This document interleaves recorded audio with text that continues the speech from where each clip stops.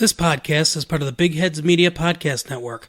Go to bigheadsmedia.com for more great podcasts. Hello and welcome to Body Count, a history podcast where we gab about death and disaster through the ages, highlighting figures, single events, time periods, whatever that resulted in someone, or as usually the case, a lot of someone's dying. So, if you're okay with that premise, let's go on. I'm your host, Jessica Manor, joined as always by my co-hostesses. That's a mouthful. Co-hostesses. Go ahead and introduce yourselves. Bethany Skelton. Why did I just like an announcer? Like your fucking Bob Euchre. And always with me is the lovely Cara DiDemizio. Thank you very much. And we are very excited for a guest we have joining us. And he is a prolific history podcaster. He's a big part of the history, Twitter story, and time travel talks communities. And he is going to share with the audience, I would say, one of the most fun fucking episodes that we could come up with here. So, Steve, do you want to go ahead and introduce yourself? Yeah, well, prolific and fucking fun is quite an intro. When you go, you better live up to it. I better. I will take it. Yeah, so my podcast is Written in Blood History. You can find it pretty much anywhere you can find history podcasts. Twitter, @STJulius is my handle. That's pretty much it. The best thing is just find me wherever you listen to podcasts, Written in Blood History. I generally do biographies in history. So I pick a person, do the research. It's really nice if I can find a well-written biography, but that's not always the case. And the cool thing that I like about doing biographies is you learn history in a way, you learn it through somebody else's eyes. So things you may not have considered or struggles that different people had, for say they had, different states in life, or they were a peasant or a king or a tyrant. You learn it all through their eyes. So that's what I do. That's cool. Awesome. Can I just add, he forgot to mention another thing. So he also has created a pretty awesome community for anyone that really enjoys finding podcasts. So Steve, why don't you tell us about that? Because I'm going to prompt you to. Plug the hell out of that now that Cara put you on the spot. Yeah, so historypods.com, which Cara had a hand in helping get off the ground because she's too modest to bring that up herself. That is a feed where if you have a podcast, you submit your RSS feed and we'll get you up on the feed. And at least on the day that you release your episode, you'll be at the top of the feed. So what I like about it, and kind of the whole point of it, is for an indie podcaster like everybody here, there's not a whole lot of places where you're on the top of any lists. You're not Dan Carlin and all those guys. So this gets you on the top of the list. Joe Rogan, isn't that one another one? Joe Rogan, doesn't he? Yeah, have one? he's like the number one. Yeah, I don't think there's anybody who beats him right now. I mean, every guy that drinks a protein shake and puts on an affliction shirt just wanks it to Joe Rogan. If you saw a person whose muscle tissue looked like a Wagyu steak, you'd be like, bro, you got to get on a fucking diet. But if you saw an athlete, if you looked at an athlete's muscle tissue, it would look like a piece of elk. God, we forget I'm married to one of those. And he wanks it to fucking Joe Rogan. Is that not true? That God, was an he's just expose. such a treasure. Real life. Real life with the Body Count ladies. Affliction shirts, protein shakes, and Joe Rogan. What a fucking bouquet of wonderful that is. Jessica, but the funny thing is, I know you would not say no if Joe Rogan said, hey, want to chat? Fuck, no, I wouldn't. I would turn my skin into a sleeping bag for it. If he was like, hey, you want to come on? Like, be like, yeah, what do you need me to do? Like, of course I would. Of course I would. I'm a capitalist first, like, dead last. Let's all get it straight. That's what Texas produces best, I must say. I mean, it's, like, while they teach us from slavery-free textbooks. That is Texas. You know? Guard schools with assault rifles. Welcome to the Lone Star State. It's not that bad, guys. I'm kidding. In some places Bethany, it is. Bethany is doing finger guns for listeners that cannot see. I think she's. Oh, I assumed you were just doing tech.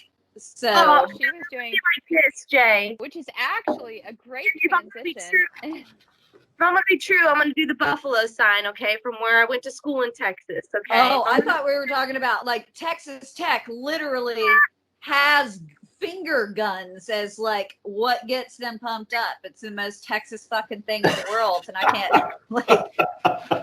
It's like a fucking course they do.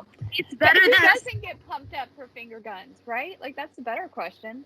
it's better than this. No. I'll raise you one. I graduated from a school in Kansas as a shocker, and I kid you not, this is the sign. Okay. The shocker. Would you like to explain to the listener what the shocker is? It's 2 in the and 1 in the That's what it is. That is the symbol. Okay, I'm just telling you. Okay, that's what it is. It's literally. I'm not joking. This is your Wichita Shocker. Oh, so it's a W. Oh, the Wichita Shocker. That's definitely on Urban Dictionary. If that is not on Urban Dictionary, like, I swear to God, I'll write you a fucking $1,000 check tomorrow if there is not something called the Wichita Shocker on Urban Dictionary. The mascot is literally a bundle of what it looks like wheat with a face. I'm not even joking. Can I just say the natural like thing after that is for there to be like a fasces made, like the old Italian like.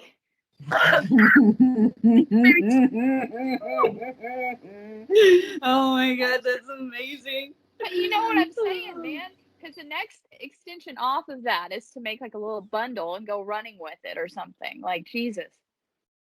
Oh God. You know, I was going to tie in the finger guns to the episode today, but we went way off of that. I know, because I was floating on Steve's wave, right? Like when she started finger gunning, I was like, oh, look at Bethany trying to start the episode. Yeah, it's perfect. And then we went to the shocker. But I'm glad we didn't stop and got to the Wichita Shocker. See, I was doing a little cute lead in. But that's something else you're going to have to, like, in this group, Steve, you got to shut us all the hell up. Like, think of it like an NCAA tournament. Just like you never know what seed you're going to get in, though. Yeah, you don't. It's like a giant cat circus. We're talking about the country. Bang, bang. I know we're going into some Cowboys. We are. So, Steve, what are we talking about today? So today is going to be the life story of Butch Cassidy, and we're going to learn a little bit about his partner, the Sundance Kid. Woo! And for anybody who's seen the movie, I think probably a fair amount of the audience has seen the movie. It's a pretty popular movie. The movie is pretty accurate, but there's a lot of stuff that they didn't include. So the stuff that they didn't include is really cool and really fun. So if you want, I could get right into it. Let's jump in. All right, so we're gonna do this kind of Quentin Tarantino style, where I'm gonna start with towards the end of the story, and then you're gonna figure out how they got there. Oh my God, let's play Memento. That's a great movie. You're our Guy Pearce. Lead us through with your tattoos. All right, so 1906 in Bolivia, South America, there's a guy named Clement Rolla Glass, and he is in charge of a mining company that is taking ingots out of one of the Santa Vela Cruz mines. It's like 16,000 feet above sea level, and they're a tin mine. And what they have to do is they have to find horses and mules that can get up there. They load up the ingots and haul them back down. And so finding good guys who can procure mules and horses is really tough. And so he comes across a fellow American named Santiago Maxwell. He realizes he's American because he, doesn't have an accent and all that. So he pays him $150 a month, and he realizes that Santiago has a really good eye for mules. He can pick out the best mules, and he gets a really good price for them too.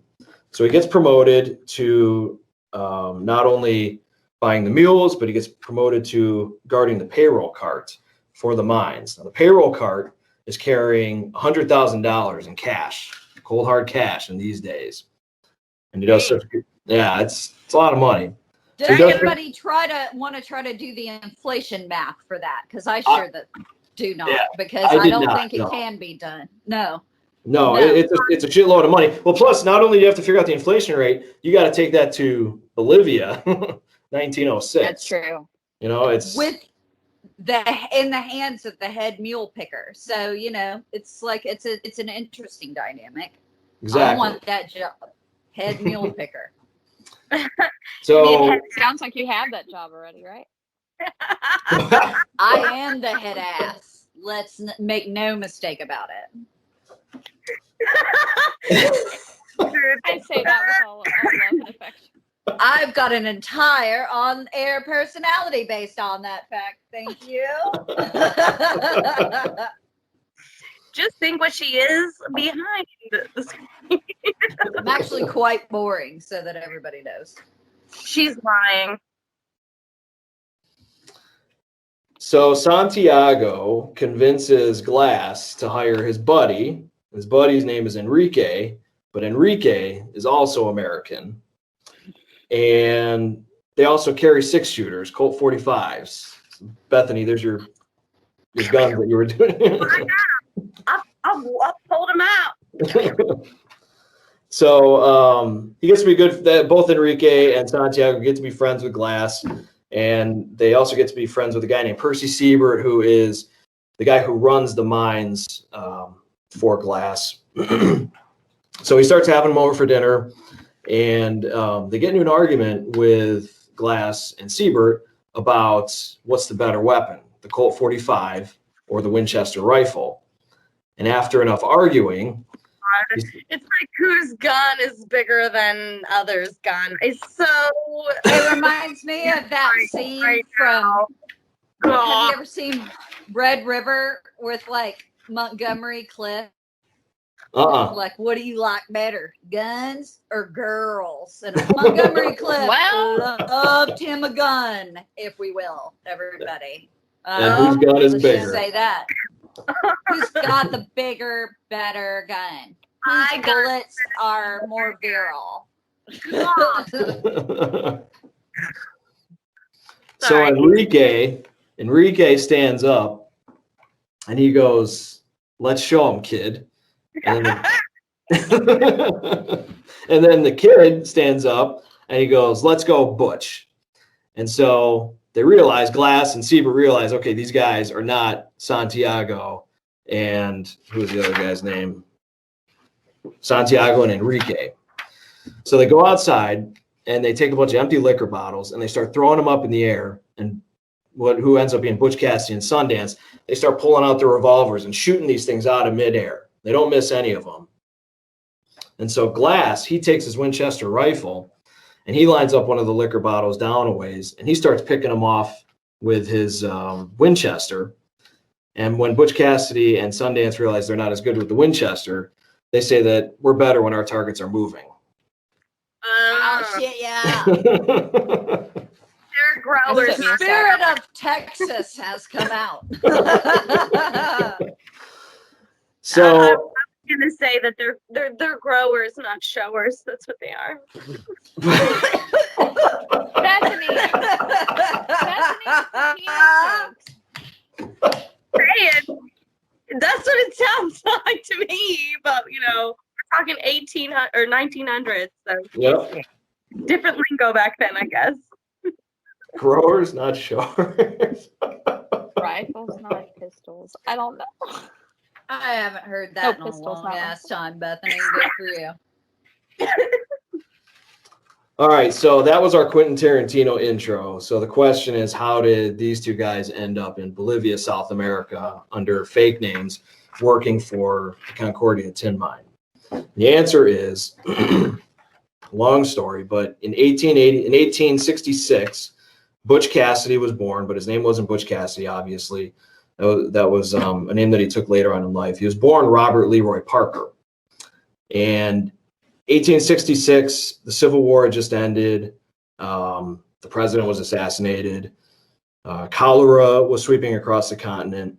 Union and Pacific Railroad companies were trying to connect the railroads. Is Alfred this sounding Nobel. familiar to anybody? FYI? Shit being crazy.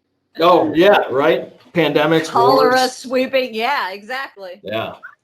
History doesn't repeat. What are you talking It just about? rhymes. It rhymes. You know, it's funny, Jessica Arjun mentioned that on his recording with Historical AF and got a credit for it. But wasn't it Mark Twain that said it?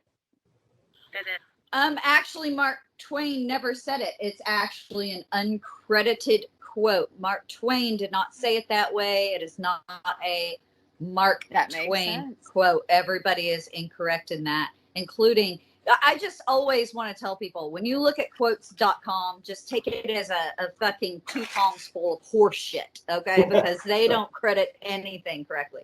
It's uncredited. It's a saying that starts way back in Latin and kind of moves into the modern day. But Mark Twain did not say it, nor did he ever say it in those terms. So interesting. That's like Winston Churchill quotes. They get thrown around all the time. Half of them are. They make me want to waterboard myself. God, Jay. Sorry, we were talking about Dick Cheney, and I just got in the fucking Guantanamo spirit. So, and then we were talking about growers, not showers. So nothing but class on this show, Steve. Welcome. What a shocker! A tale of many dicks. Wow. All right. Sorry. Somehow I got to bring this back to 1866 America, and I'm struggling here. Okay. Full of dicks. Full of dicks. Lots of assholes in 19th century America. Okay. What else is going on?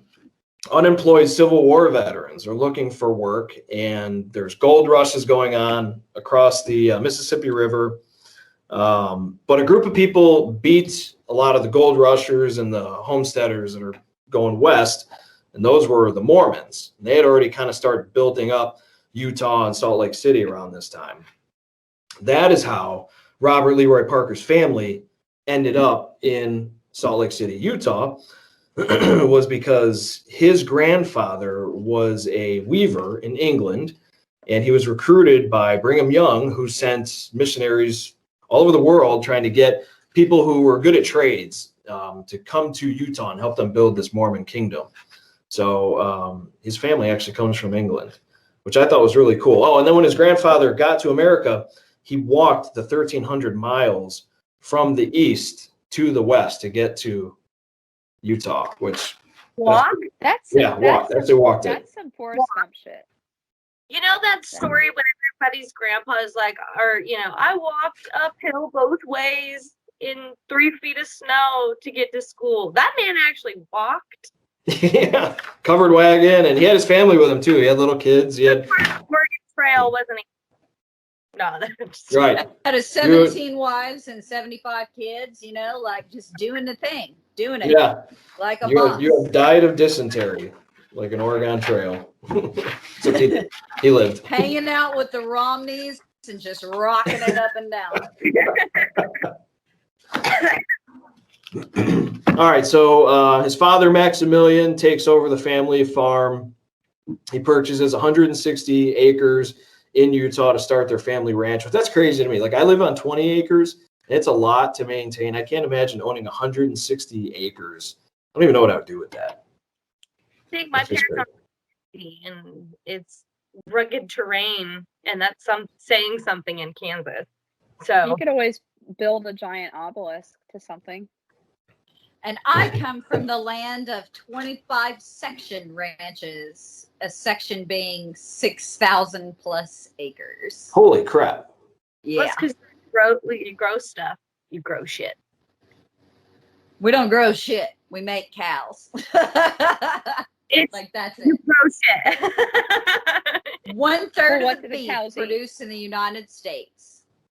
Grass. Pampas grass. Wow. Yeah. Yeah, 6,000 acres. That's crazy. A section, but back in that 25 sections. And he bought this. Okay, so how much land was it? 160? 160 acres that he made. He afforded the cost of that by being a mailman, and so he saved up for a long time. What? I was gonna say Okay, that. that's fucking wild. And the mailman, being a mailman at this time, wasn't like going door to door. It was like, you know, your your neighbors live It was 160 the Pony acres apart. Express. Yeah, and they're also getting shot at by Indians, and you know all that. It's like it's not your normal mailman. Well, walking the 160 acres was probably nothing. That man walked all the way there to the beginning. So. Yeah. Well, this was his son. This was his son, Maximilian. And then so Maximilian's son was Robert Leroy Parker, who becomes Butch Cassidy. And so Robert grows up. He's the oldest child. He gets a menagerie of pets. He has a wild magpie that he taught how to say hello. He raises rabbits, pigeons, chipmunks. Yeah, he's like kind of a weird animal guy. Like Snow White, but male version. Yeah, right. He starts out as Steve fucking Irwin and then becomes Butch. Okay, I'm already in. Uh-huh. You got me. Yeah. You got me. Steve Irwin, who can play the harmonica. So you got to imagine him playing the harmonica for his little brothers and sisters. Yeah, he waltzes with his mother. There was a lot of stories that the siblings told about that. So he's kind of being raised to be sort of kind of a classy kid. But the one thing he didn't do, he wouldn't go to Sunday service. He wouldn't go to church with the family. Rebel. Yeah. And neither would his father. He was basically following in his father's footsteps there. So wait a minute. You're telling me he knew Brigham Young was full of shit? Wow. Dum da dum dum dum.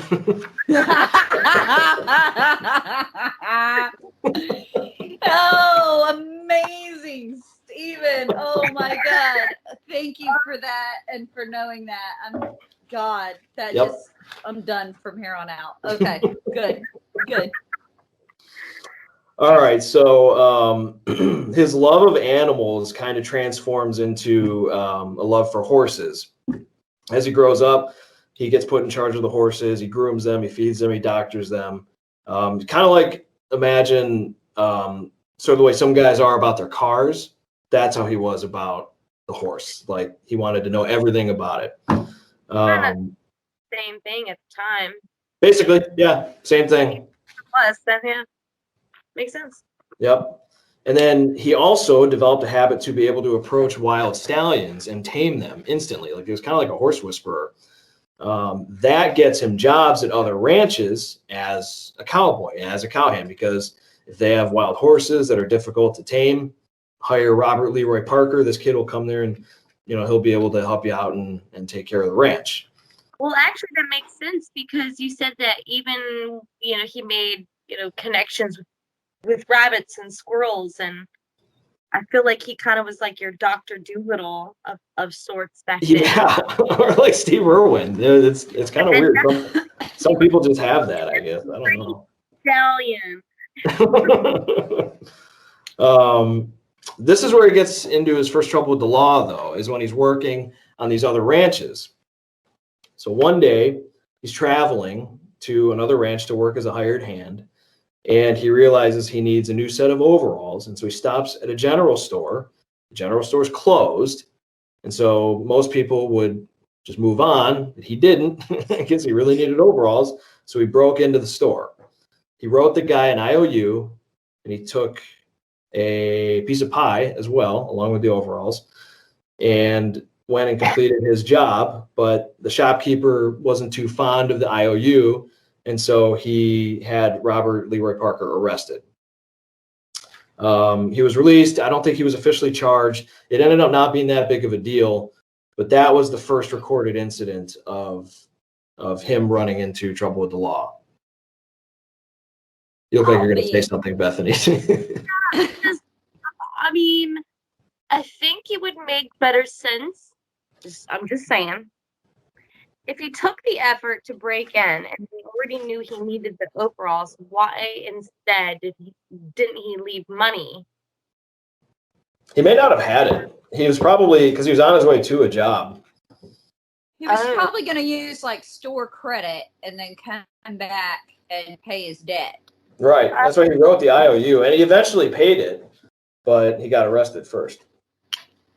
Getting some of those sweet, sweet canvas riveted Levi's, looking like a boss. So he's They're probably so comfortable too. Oh, I'm days. Sure. Chafing was not an issue. No. I'm just trying to understand the situation. So he did pay back the debt, obviously, but yet the man still decided to have him arrested, or He got him arrested first. Okay. Yep, and then he paid it, and then they went their separate ways. But it left a bad taste in his mouth for the law. Well, I mean, I get that, I guess, but at the same time, if Well, Bethany, he pulled the B&E, stole, and then stole pie like a fucking Looney Tune. Like, the guy did break the law. I mean, he also talks to animals. Yeah. He's basically Bugs Bunny at this point. Let him fuck with an opera singer for 5 minutes and you've got a whole like thing. That's awesome. Okay. Trying to figure out where I was here. He got caught. Yeah, okay. So while this is happening, he was a cowboy at the right time because the cattle business was exploding because of the completion of the Transcontinental Railroad. And what the railroad allowed the cattle business to do was ship the cattle to the east in mass quantities and in just a couple days. So the new job of the cowboy became driving the cattle across the plains to the railroad, loading them up onto the boxcars and sending them east. I know that. I actually know this because of a show I did. That Chisholm Trail shit is done now. You don't got to push them all the way back east. You just got to push them into a rail car. Mm-hmm. Yep, exactly. So as many as 16,000 heads of cattle at a time he would have been in charge of, which is kind of hard to imagine. Yeah, I can't. There's a ton of animals, and I'm sure he taught some of them how to talk. So I'm sure he did. I'm sure. He probably had all like his own tame ones, and then was like off to the slaughterhouse. Sorry for you. Oh, wow. So in the cattle business, there's a crime known as rustling. Rustling is when you go out and you steal one of the loose mavericks, they're called, like one of the cattle that are running out loose. You go and steal them, rebrand them, and add them to your group, to your cattle. Cattle theft? Cattle theft. Yep, it's called rustling. What a pain in the ass. Still a problem today, y'all. Is it really? Still it's a crime that's on the books. That's why livestock agents have so many powers in places like where I come from, or say Montana or wherever else. It's a very serious crime, and it's a very serious problem still. Well, at this time, you can change the brand a little bit, rebrand over it, and now they're your cattle. Yep. They don't have bank tags. It's hard to trace. So at the time, it was punishable by death during this time. That's how serious it was. You're around with them cows, man. No. I'm sure that in Texas, Wyoming, and Montana, they still wish it was punishable by death. Yeah. Like, I have no doubt. But anyway, serious crime. He's working at this ranch, and he runs into a guy whose name is Mike Cassidy. Mike Cassidy teaches Robert Leroy Parker how to rustle, how to steal cattle. Oh, wow. And Robert Leroy Parker becomes a protege of Mike Cassidy. He gives him his own saddle. He gives him his first gun, his first 6-shooter. And he starts telling them stories about, the shootouts he's been in, the dive saloons, dancing girls. And, for what is he? He's like a 20-year-old kid at this time. He's totally infatuated with that lifestyle. And so I guess, I'm sorry. Under my impression of him working as hard as he did, I guess I was just under the impression he was a little bit older, but I guess that makes sense. Sorry. Yeah, in fact, he might be a little bit younger than 20. I think he's probably about 20 at this time. Yeah, he's just a kid. Wow. Just a kid. Wow. So he decides he's going to leave home, and he comes home and he tells his mom that there's no future in the family business and he's moving on. He's going to see if he can get a job in Telluride, Colorado. And his mom tries to plead with him. She says, you've got this family. We've got a bunch of little kids. We need your help on the farm. Your father's away at work. Wait till he comes home so you guys can work this out. And he says, nope, I have to leave tomorrow.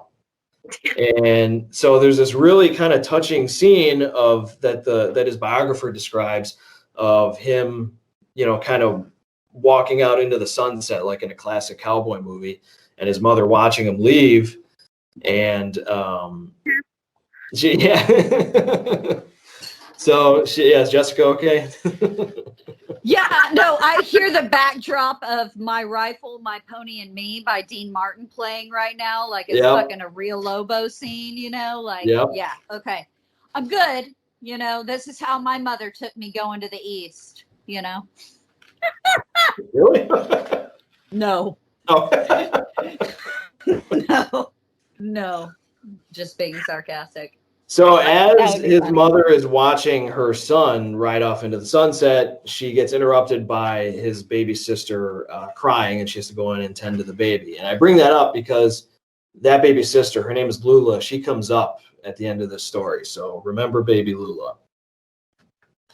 So he makes his way to Telluride. His father comes home, finds out he's gone, and his father's suspicion was that his son was in trouble. Otherwise, he wouldn't have left so sudden. Sure enough, he finds out he was implicated in rustling. And so his father goes to Telluride and looks for his son. And when he gets there, he finds his son leaning back in a jail cell with the jail cell door wide open. And his father says, this is the first time I've ever heard of a prisoner being imprisoned behind an open cell door. And what Robert Leroy Parker says is that he had promised the authorities that he wouldn't try to escape if they left the door open for him. And so they did, which that's like a reoccurring theme with Butch Cassidy that I find out is that he was a man of his word, and people knew that about him. And so they trusted him a lot, which is kind of crazy for somebody who got a reputation as being a bank robber and a train robber. Honor amongst thieves. Jessica, that's the title of the episode. Oh my gosh, yes it is. I always struggle with these things. We just named it. Honor. No, I mean you can call it that too. I mean, that's the title of my episode when I release it. Oh no shit. Yeah. Damn it! Now I can't use it. No, you can still use it. I don't care. Listen to this one. Beautiful, though. I love that though. I mean, I love it just because it's so. It's perfect. There's something about it. That's insane, though. That he's like an asshole, but he makes sure that everybody knows he's an asshole. Like he's honest about it. Like, hey, No, he's an honest. I'm gonna sit here and I won't escape as long as you don't lock me in. It's some of that Doc Holliday shit. It was a recurring theme. Wow.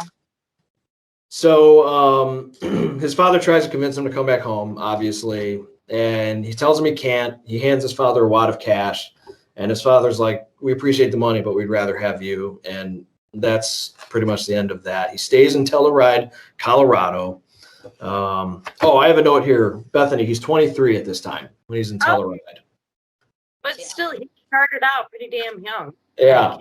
He accomplished 23 at this point. This is still a little insane to me. I wasn't doing this at 23. Nope. Mm-mm. Maybe Jessica was. Yeah. The 20th century adjacent crimes, yes. Being arrested. I'm kidding. I'm kidding. Being arrested and your dad coming and getting you out of an open jail cell. I mean, that screams Roberts fucking County, Texas. So, yeah. All right, so he's in Telluride. He meets a guy named Matt Warner, and what Matt Warner realizes that this kid is really good at is racing horses. And so Matt just happens to have a horse. He puts Robert Leroy Parker on top of it. Robert starts winning horse races for this guy, Matt Warner. He gets in a race against a tribe of Ute Indians who have a horse called Whiteface that is like a prize horse. And whenever, I guess when these guys are racing horses, if you win the opponent's horse. And so that's what was at stake here. So, of course, Robert Leroy Parker wins the race. They go to collect their horse, Whiteface. The Ute Indians are like, we changed our mind. You're not getting our prize horse. So everybody draws their guns, and you have this, tense standoff. And the standoff ends with these guys, with Matt Warner and Robert Leroy Parker making off with their prize horse, the one that they won.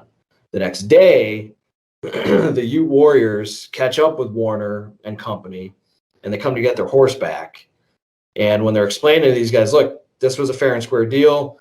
The horse was up for grabs. We won the race. We get the horse.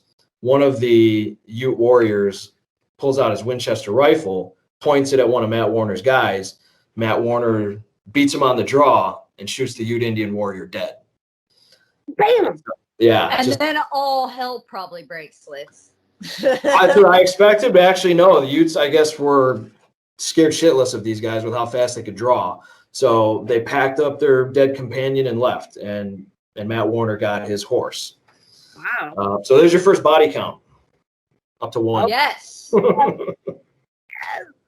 Now, this incident really affected Robert Leroy Parker because he wasn't down with killing. He was okay with, stealing Everything cattle. else. Yeah, but he wasn't going to kill anybody. And so I think the best way to read this is it kind of developed a different type of mentality where if he was going to lead a life of crime, it was going to be one that wouldn't take anybody's life. And Is he Batman? Is he Batman? Yeah, kind of. Oh, I was going to say, is he Charlie Manson? He's just going to drive him over to the mansion because he doesn't want to violate his parole. Those are two completely different. So it's either Batman, Charles Manson, or Bugs Bunny. Or Steve Irwin. Or Steve Irwin. Whatever you feel. It's whatever you feel in your heart space.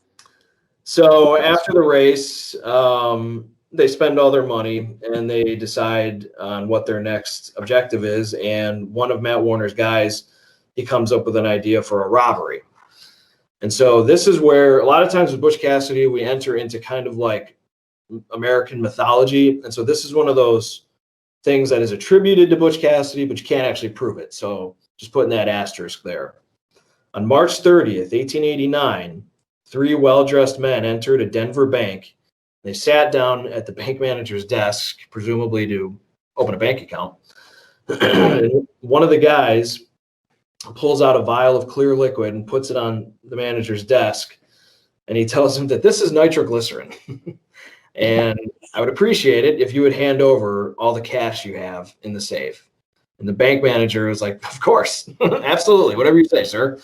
And so they walk away out of there peacefully without a shot fired with $21,000. Now, again, nobody knows if that is Warner and Robert Leroy Parker, but it's assumed to be them because it happened in the vicinity of where these guys are right after they had decided they were going to rob a bank. Wow. And the likelihood of 2 such bands of robbers with that big of a nutsack being in the area is unlikely. Yeah. Right. And it probably wasn't even nitroglycerin. It was probably like a bottle of water. I just assumed it was piss. Yeah, right. I feel like they think that was funny. I would. But, yeah, like. Walking out of it like, dude, they thought the piss was nitroglycerin. Right, exactly. Like, if Honestly, I was going the to fact- wrap it up. The fact that they knew that, like, those dudes knew that word, though, kind of blows my fucking mind. Like, if I'm the bank manager in the 19th century, I'm probably not knowing that shit. So I'm probably like, I don't know what's in the vial. Well, it was A pretty lot of people common at the find out time what's in the vial. because that's how All they the blew through the mining, mountains. Yeah. yeah, and all Good the point. mountain blowing to make it to get the Union Pacific attached to the Eastern Railroad. Yep. The Transcontinental Railroad on the backs of immigrants, unpaid and many undocumented. Yeah, a lot of Those them folks died, never too. been and none of them Not even have really close been to the properly worst acknowledged. thing, not even the close to the worst thing that America did. So, like, Yeah. but you're It's not right. even in the Let's top 10. acknowledge them now. No, it's But not, it's not and in the that's top really 10. sad. No, not even close. Not even Yeah. a It's little bit. awful.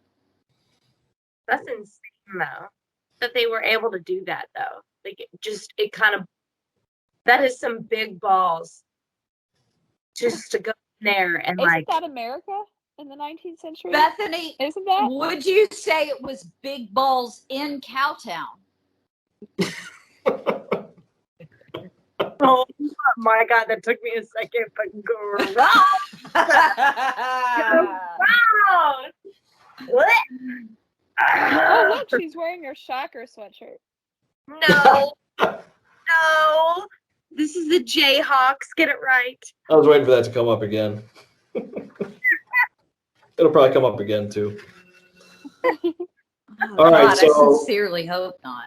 June 1889, we do have their first confirmed bank robbery. They walk in, they grab the teller, they shove a pistol in his face, Holy and shit. yeah, classic, give us everything you got. They walk out with another 20 grand. This time a posse goes after him, but here's what becomes a classic Butch Cassidy move is they had a relay station of horses waiting for them outside of town. And so before the posse can catch up with them, they exhaust their horses, go to the relay station, hop on fresh horses, and go to another relay station miles down the road. So the posse's That's horses smart. are getting tired while they just always have these fresh horses that they're Almost as if he learned it from those same Ute Indians that he was jacking racehorses off of, or say Yeah. the Quahati Comanche. Almost as if he had stolen that idea from somewhere. Oh. culturally appropriated, perhaps. An OG case of cultural Yeah. appropriation. Yes. So now one of the problems was on their way to one of these relay stations, they passed somebody who recognized all of these guys. And that was when they got deemed like, oh, okay, we know who they are. One of them is Robert Leroy Parker. So what happens then is they make their way to a place called Browns Park and the Bassett Family Ranch. And Browns Park is kind of on the border of Colorado and Utah, like the northern border. And it's a valley, but it's known for being a place that was an outlaw hangout. And so lawmen wouldn't go there. And if you could make it to Browns Park, you were generally okay from whoever was chasing you. There, he meets up with his brother Dan, and his brother Dan tells him, hey, everybody back home has heard about the Telluride bank robbery. You're an outlaw. We all know about it. And it really hit him hard because comes from a good Mormon family. This wasn't the way he was raised. And so that is when he adopts the name officially, Butch Cassidy, in honor of the guy, Mike Cassidy, who taught him how to steal cows. Wow. That's cool. I did not know that. Yeah, I thought that was really neat too. Now, at the same time that all this is happening, there's another guy who was starting to become a cowboy. His name was Harry Longbaugh. And Harry Longbaugh is from Phoenixville, Pennsylvania. And he worked as a canal driver on the Erie Canal. And he comes from a devout Baptist family, but he started reading dime novels about all the cowboys out west. And so what does he do? He saves up his money and he goes west to become a cowboy. And a cowboy he indeed becomes. He's got a good work ethic. He's a skilled horseman. He gets hired all over Colorado, all over Utah.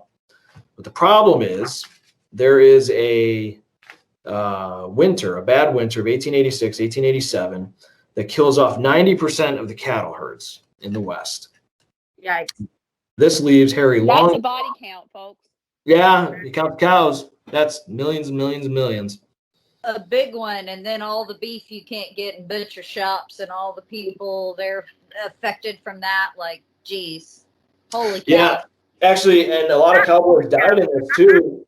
Because what the stories that I read about this winter was the snow was like 30 feet high. And once the plains once everything melted, they found the dead cows and the dead cowboys and everybody that was, mummified under there for 3 or 4 months. So, yeah. Yep.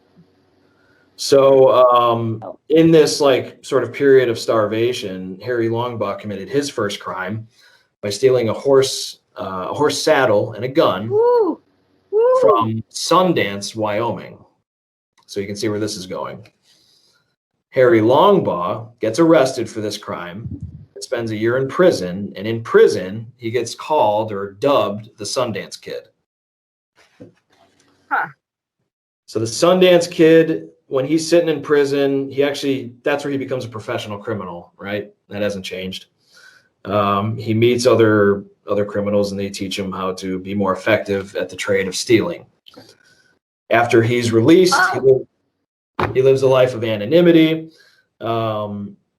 He's well liked wherever he is, but he's always kind of a quiet, sullen guy. And eventually he makes his way to Miles City, Montana. He meets a guy named Bill Madden.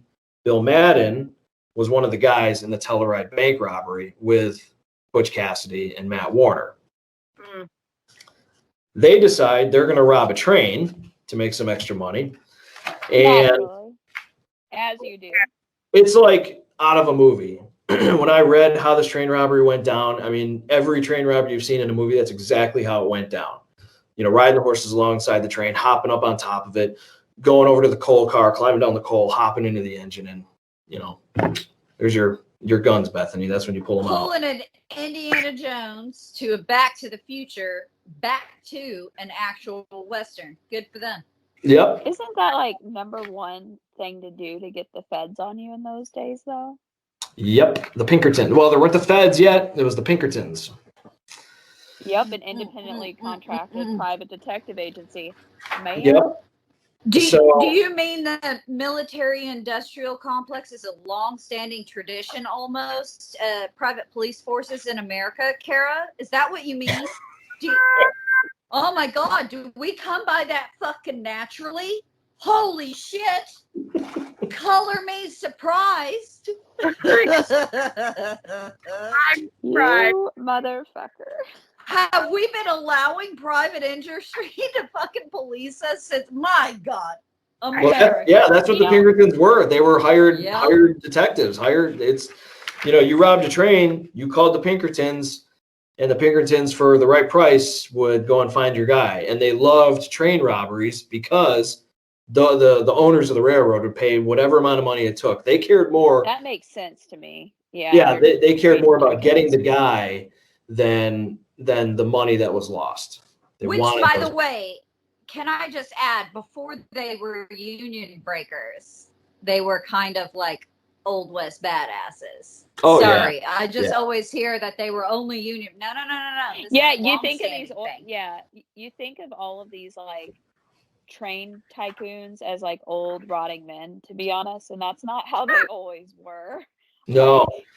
I played me a mini railroad tycoon game, okay, on PC, and I will admit that it is quite fun. But I will admit that I get equally pissed off when my trains are robbed in this game. So I can only imagine if they were real trains. You can sympathize. Right. Or if I was Wells Fargo, I would cut a bitch back in the day. When I find you, you are hanging, right? Like, I am coming after you. Wells Fargo is a trademark, not LLC, trademark corporation. They do not take any responsibility for what was said here. They might open a bank account in your name. Wells Fargo, N.A. Gonna open an unauthorized bank account. Do we exactly. Butch Cassidy's name? I think we could try one with Butch Cassidy, honestly. You could get it done at Wells Fargo. I can do it tomorrow. For the right price. We're really shitting on Wells Fargo here. I got a lifelong fucking tradition of that, so let's stop now. So this train robbery, even though it's successful, his partner, Harry Longbaugh, who becomes a Sundance Kid, his partner, Bill Madden, gets caught.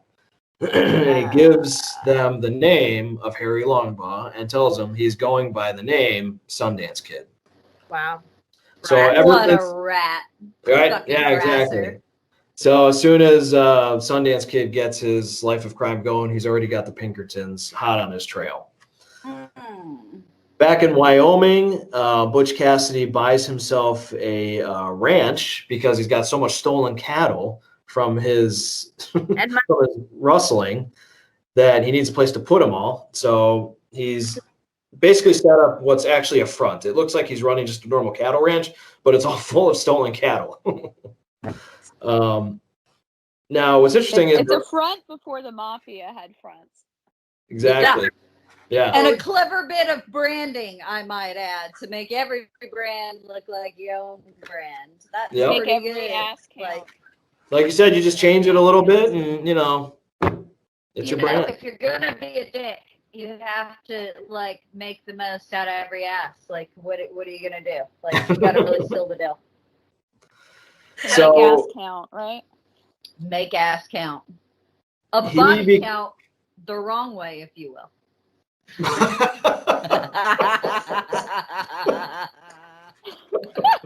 Sorry. I apologize. Nice. Mark, if you want to cut that, please do. No. Which Oh, we can do that? We get takebacks? Yeah, we get takebacks on this show. Trust me. Oh, good. We get Okay. takebacks on this Take backs. Otherwise, I'd be a fucking pariah. Thank God for takebacks. I will keep that in mind. Mark knows all your secrets. Yeah. Yeah. He probably sad keeps a thing black is, file on you. I think at this point, he knows the jokes I'm not making after time. Like the ones that have come into my head during the course of this conversation. He's like, thank God she didn't make that one. because he's actually heard them. That's why. So Oh, fuck. we're in Wyoming with a bag of dicks. All right, so Sorry. No, erase that one because Queens will come after me and say they invented the phrase. Oh, wrong. well, they're wrong. It's an actual per Adam, by the way, is a genius. It is actually a phrase that was used with darts, so they can write "fuck off." Yeah. But yes, Come please cut after off me, the last 10 assholes. minutes.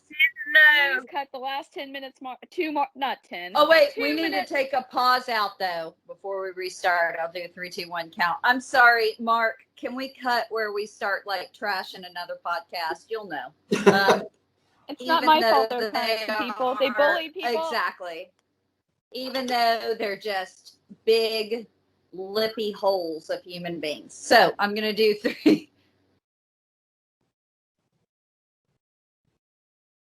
Cutting the last 2 minutes, right? Kara, if you talk, Stephen can't go into it. Shit. All right, we're going to do it again. I'm not kidding, man. Ah, damn it. Yes, it's going to come out. It's going to come out. It will come out. Mark, please take us trashing another podcast out. Hello. am I supposed to talk now? Yeah, you can talk now. Jeez. Okay, gotcha. You Okay. Butch Cassidy's in Wyoming. Now what happens? Did somebody just snort? I did. I'm so sorry. Oh my God. I'm so So sorry. your This has head been was amazing. out of the thing, so it kind of looked like we were holding you hostage somewhere and just Who, me? forced to talk. Yeah. Oh, okay. We are There, is that holding better? him verbally hostage. Oh, that's right. It's one of the Every sense taglines of of the the show. Yeah. Yeah, used to be. Okay. Now they're complicit. You're not, though. You are a verbal hostage. Right now, yes. Well, I'm happy to be here. See, they're Patty Hurston the fuck out of it at this point. But you're sans beret, if you will. You're actually our verbal hostage. Got it. So- Well, I might be Okay. experiencing Stockholm syndrome. Okay. Butch Cassidy is in Wyoming. He has this ranch where he's got these illicit cattle, and an influenza epidemic breaks out. 1889 is the year we're in now. And he becomes friends with a neighboring ranch, the Simpsons.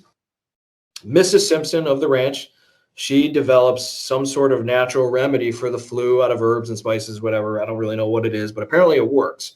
And so what Butch Cassidy decides to do is deliver this remedy to anybody who's sick within a 25-mile radius of his ranch. And that's how Ragu began. I was going to say Campbell's soup, but whatever. Or Newman's Own, right? Because Paul Newman. Oh, yes. This is the beginning of Newman's Own. This is where he got the herbs and spices. Have you had that Italian dressing? That's it. Good. It's good. That's it. So later, Bethany. I'll explain it to you later. So the flu eventually hits the Simpson household, and when the herbal remedies failed, he rides his horse 120 miles round trip to get medicine, real medicine from a real doctor, and delivers it back to the Simpson ranch. So even though he's doing all this great stuff, he still has this illegal ranch, and is drawing suspicion from his neighbors because every night young Butch Cassidy is at the gambling tables gambling away all of his money. God damn it. He's but he's never hard up for cash because he's got illegal cattle. And so here's what I'm going to say.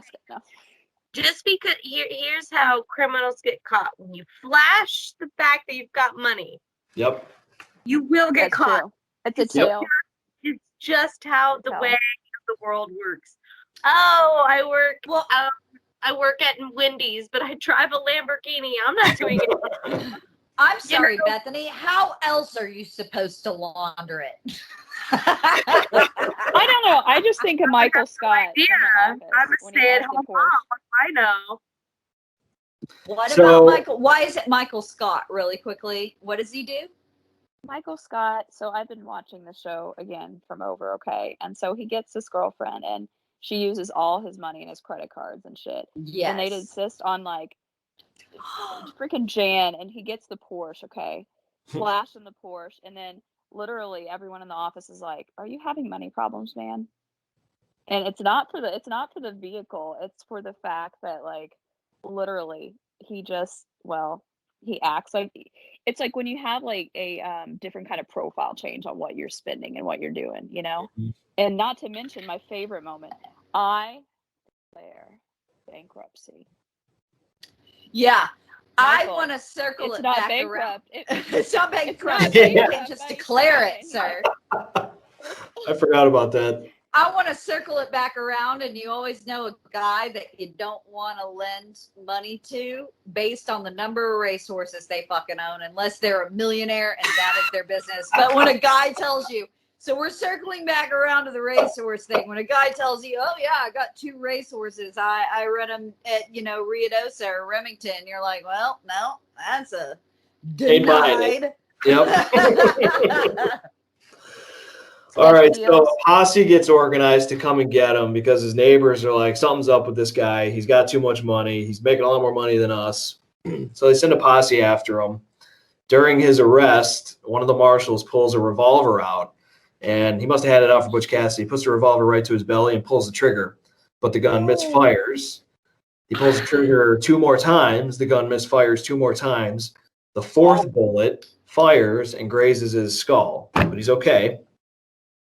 They arrest him. What a fucking marshal to have that bad of a gun.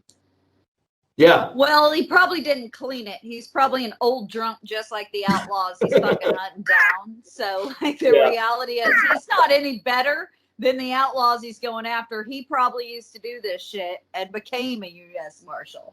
Yeah. The gun may or may not fire. So he's pulling some Raylan Given shit up in Wyoming. So yeah, and the rounds have probably been in that gun for 20 years anyway. He probably never even took them out. Probably. So they misfire, but eventually they arrest him. They take him to jail, and the problem is they can't find any witnesses to testify Butch Cassidy because everybody likes Butch Cassidy. Butch Cassidy is just an affable guy. And so they delay the trial until they can find somebody who can testify against him. So they free him, and they tell him just to promise that he will come back for his future court date. And he says, sure, yeah, I'll come back. And so in the meantime, he gets a job as a guard for a stagecoach, and he gets a Colt 45 on him and a bottle of Old Crow at his side. Apparently that was his favorite whiskey to drink.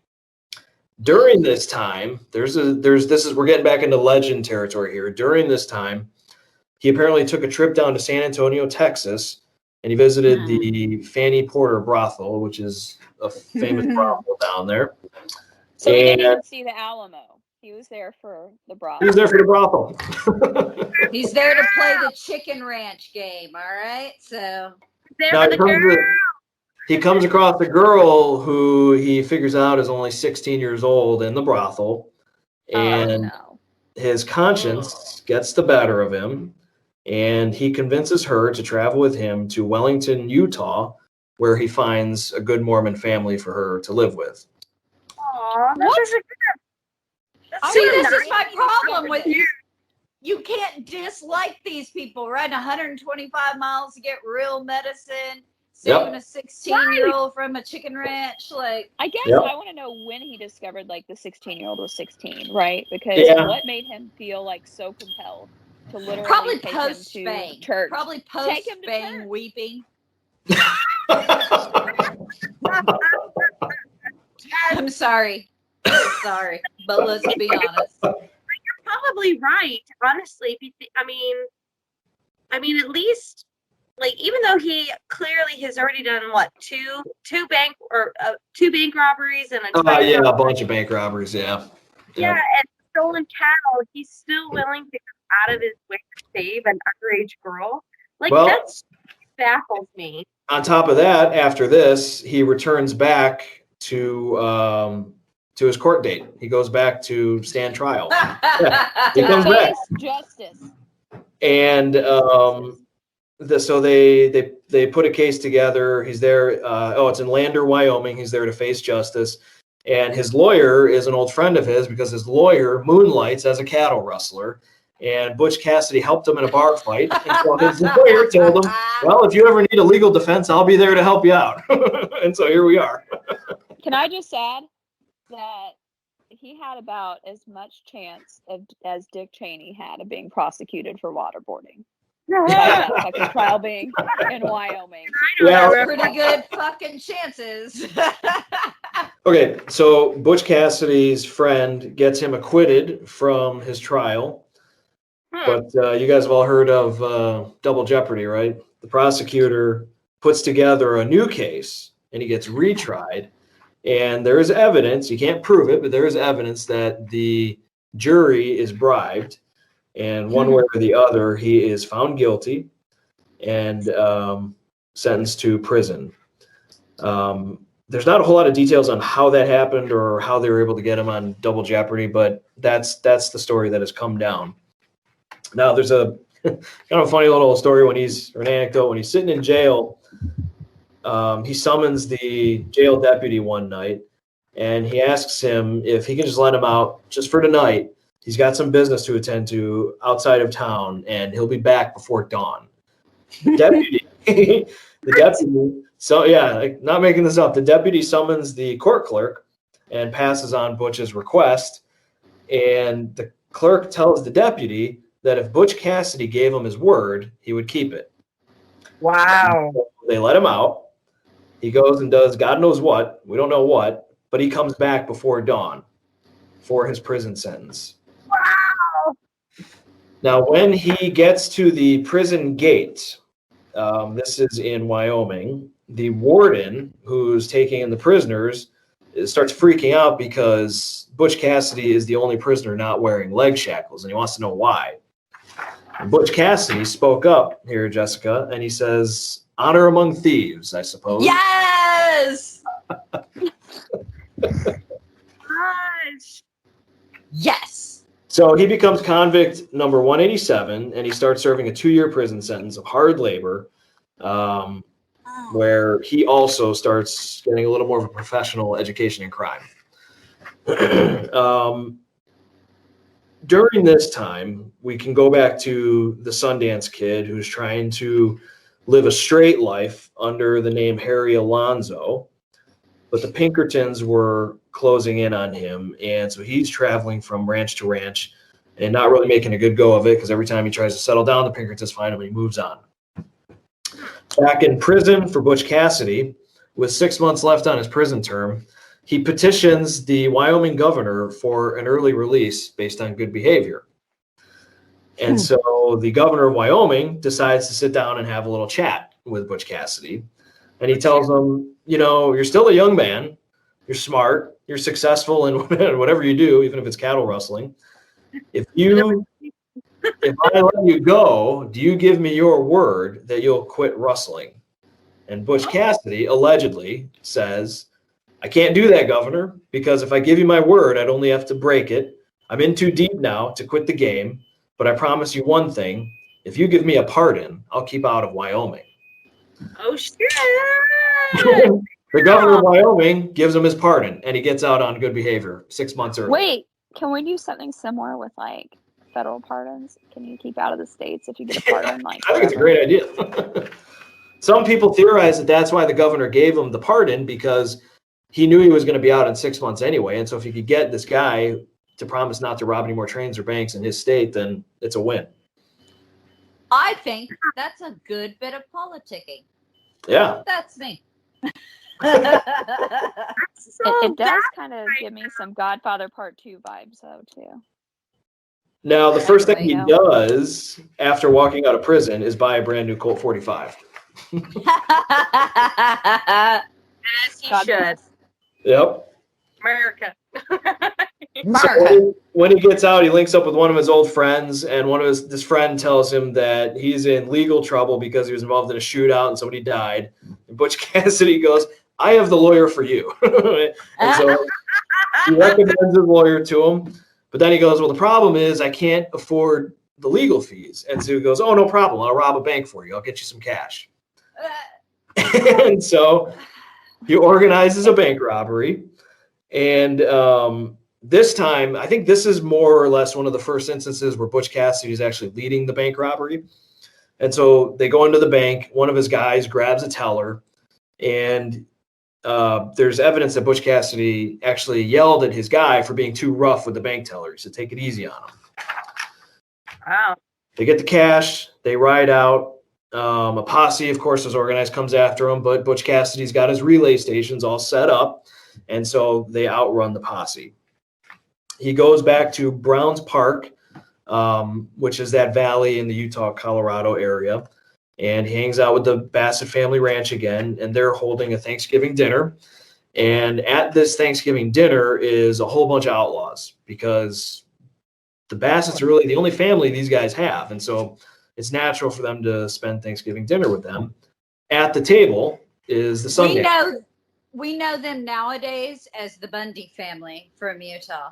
Like, that's Cliven Bundy and his gang, you know? Ah. Oh, the Bassets? Yeah, no, I'm just being an Oh, asshole. okay. Oh, the Bundys. I know them. Yeah, that's right. Yeah, Yep, I'm with you. Yep. So they're at this Thanksgiving dinner. This is where Butch Cassidy and Sundance first meet over Thanksgiving. Wow. Wait, it's taken them this long to finally actually meet, even though Yeah. they're kind of the same. Yeah, I was kind of giving you two separate narratives there. Yeah. He has Tarantino'd us through this like I a pro. love this. I freaking love this. This is amazing. The fact that it took him all of that to finally meet somebody of his own kind, as you Yep. would say. I love that reaction, Bethany, because it's true. I mean, it is. Yeah, I was surprised too when I was reading up on them how long, because they got along so well, as you'll see. So now they do go their separate ways after Thanksgiving, but Sundance is running into problems because he keeps linking up with these criminals who they don't have their shit together. They're having to shoot out of situations. They're almost caught all the time. Meanwhile, Butch Cassidy is forming like an absolute professional outlaw outfit. They never get caught. They never get into shootouts. They always have the relay station set up. They even find a hangout which is in the mountains of Wyoming, called the Hole in the Wall. And it's just kind of a desolate area. There's a little cabin there, and that's where all these guys hang out. And finally, Sundance decides he's going to go be a criminal with the Hole in the Wall gang, because they have their shit together and they're actually being successful. So these guys, I have it written up as like, you guys seen that? Has everybody seen Goodfellas? Yes. Goodfellas. Okay, so you remember the scene when Ray Liotta is like walking us through the lounge and he's introducing like, like Jimmy two times, and he says that because he says everything twice. So that's like these guys. Like one of them is named Flat Nose Curry, they say his nose is so flat that his eyelids stick out farther than the bridge of his nose. He's said to have an itchy trigger finger, and he's taken the lives of 9 lawmen. There was another guy named News Carter who was a drunkard, and he got that name because he loved seeing his name in the newspapers. Another guy named the Tall Texan Kilpatrick. He's 6 foot 2 inches. He generally didn't like to take anybody's life. He preferred the capers where there wasn't a shootout. There's a guy named Laughing Sam Carey who got that name because he never smiled, which I think is awesome. That is. God, this is early mafia. It is. It really is. And I asked my wife, I was like, how come like they all get nicknames? Like, why do like mobsters get nicknames, and why do these cowboys all get nicknames? And she goes, oh, because they're all men. Exactly. Your wife said it right, real good right there.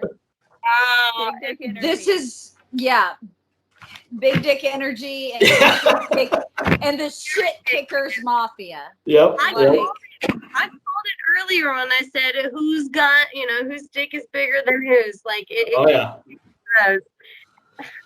So when Laughing Sam Carey arrives, he's the guy who never smiled. He had 3 bullets in his body when he arrived at Hole in the Wall, and they helped him. The gang there, Butch Cassidy's gang, helped him take the bullets out, and then 1 week later, he was helping them rob a train. Now, at any given time, they are so hard. They are so hard. Absolutely. Damn. Yep. This is like Russia hard, y'all. It gets harder. It really does. Now we're gonna get Moscow hard. Especially when they're whipping their guns out. Okay, we all know how. So now Butch Cassidy ran his gang as something of a democracy. He sought input from everybody, and then he would create like a master plan, which was pretty unique at the time. And what starts happening is the more famous that these guys from Hole in the Wall become, they start getting more crimes attributed to them that they probably didn't have anything to do. It was like if your bank got robbed, train got robbed, you'd be like, oh, it was Butch Cassidy, and it was the Wild Bunch. That's what they became known as, is the Wild Bunch gang. And so it'd be like, oh, well, it was the Wild Bunch. They did it. But one of the things to look for is who got robbed.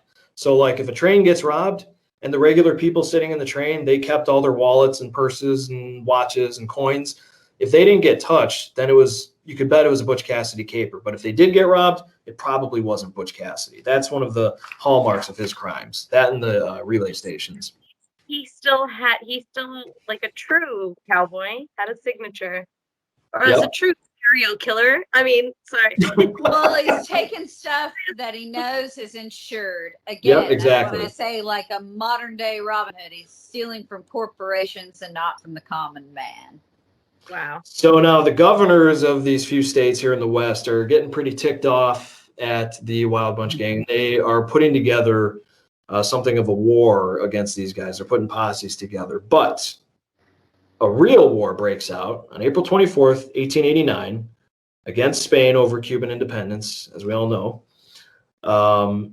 And so that the governors then take all, they're not worried about the Wild Bunch anymore. They're worried about winning the war against Spain. The Wild Bunch, they meet at the Hole in the Wall, and they start talking about maybe signing up for service, partly out of patriotism, but also partly because they thought they might be able to get amnesty if they go and fight for their country. Oh, wow. they end up not officially making that decision to go, but some of the Wild Bunch do go. And this is where I told you, like, these guys are hard guys. So they go to a bunch of them go to the Philippines, and in an area that's run by an Islamic tribe called the Moros, they're up against a ferocious, they were ferocious fighters. And your average soldier didn't want to fight them because if you got captured by the Moros, you would likely get tortured in the jungle. It wasn't a good end. And So- right? What's that? Don't forget the cannibalism. Yeah. Yeah. Yeah, that's they roast you over a fire. Yep. I was wrong. We've entered cannibalism. We're back to our fucking center in this show. Like Yep. our moral or lack of center. We've hit cannibalism. We are golden. We've hit our star territories. Like we've got like all of them on the chart. But also, can I say the way I think of this? If you know, like Brendan Fraser's The Mummy, like all those guys that are sitting there just like shooting on the boat, whatever, with like their fucking 45s and their 6-shooters, and then one of the poor brothers like fucking Americans. This is the most American thing I've ever heard of. Like, isn't it great? Well, you know what? I violate the laws of my own country, but fuck, we've got a foreign enemy. Like, sign me up. It's just like, if selfies were a thing and they had ended up in like Cuba, I could have pictured them taking selfies with Teddy Roosevelt. Damn. Oh, yeah. They would have, like, and you know what? Teddy would have loved all of them. Oh, yeah. If that was the case. He'd be like, these guys are fucking great. He was worried about the big criminals, not the little criminals, you know? They're like throwing up a Nixon-esque peace sign or shit. Like, it's almost like they're like, how dare they take our job? Okay, that is our job to attack, not theirs. We're gonna fight them. Well, so what happens is the United States Army says, well, we've got these Wild Bunch gang members. Let's put them up against the Moros. And they drive the Moros out of their territory. They beat them. Wow. Most American thing ever. Yep. Like, they've been dealing with like the Utes and the Comanche. They don't give a fuck. It's like, come at us, bro. We got this. Damn. Yeah, I know. It's crazy. I couldn't believe that when I read that. I had to double check that a couple times to find out if that was true because I was like, that is pretty sensational. So fucking hard. This is, again, why I think you can't survive in 1536, all you genealogists. You can't survive now. These motherfuckers are going up against cannibals. Like, don't give a shit. Like it's nothing, too. Yeah. Wow. Hard. So back in the United States, on June 2nd, 1889, a train called the Overland Flyer Limited is stopped by a couple of men waving lanterns, and the conductor, usually took that as a symbol that something's wrong on the track, so I better stop. And as soon as he stopped, the Wild Bunch climbs aboard. Of course, they walk through the train. They ignore the wallets and the purses of the passengers. They make straight for the express car, which they knew that's where the safe is. They knock on the door. And Jessica, you've seen the movie. This is a scene from the movie. This really happened. They knock on the door. And the clerk is a guy named Charles E. Woodcock. And he says that he can't open the door. It's against the law. He has to keep the door shut. So they put a bit of dynamite under the door to blow the door open. Well, somebody miscalculated the dynamite, and it blows the express car completely up to shreds. All you have is the metal frame left, and Woodcock is alive, but he's knocked unconscious. Holy shit, Woodcock, you avoided being a body count. I know, yeah, he survived. It gets worse for Woodcock, too. It doesn't get better. Yeah. Poor gentleman. Is it because he has cock in his name or not? So, yeah. I assume. With the poor name like that, this guy just can't catch a break. He's really going to cock shit up, if you will. So they wake up Woodcock and they say, okay, man, what's the password to the safe? He again refuses. So they blow up the safe and they walk away with $50,000 of cash off of this train. After this robbery, the Union Pacific Railroad hires the Pinkertons to track them down with a bounty of $3,000 per head. Damn. And that's money in that days? Yeah. That's real money. That's like. What's interesting to note about the Wild Bunch, these guys, not one of them turned each other in. Isn't that crazy? I love that. They might as well be Russian. You know what I'm playing in my head though? I'm like playing Iggy Pop in my head, right? Like Wild One. Like, oh yeah, yeah. I know that's bad, but I'm just picturing it cute-esque for some reason. Of course you are, Kara. Of course you are. And I'm just gonna say Iggy Pop loves history, so maybe that's what he was inspired by. So the Pinkertons like go on the that. prowl for these guys because that's a big bounty. They want to catch these guys.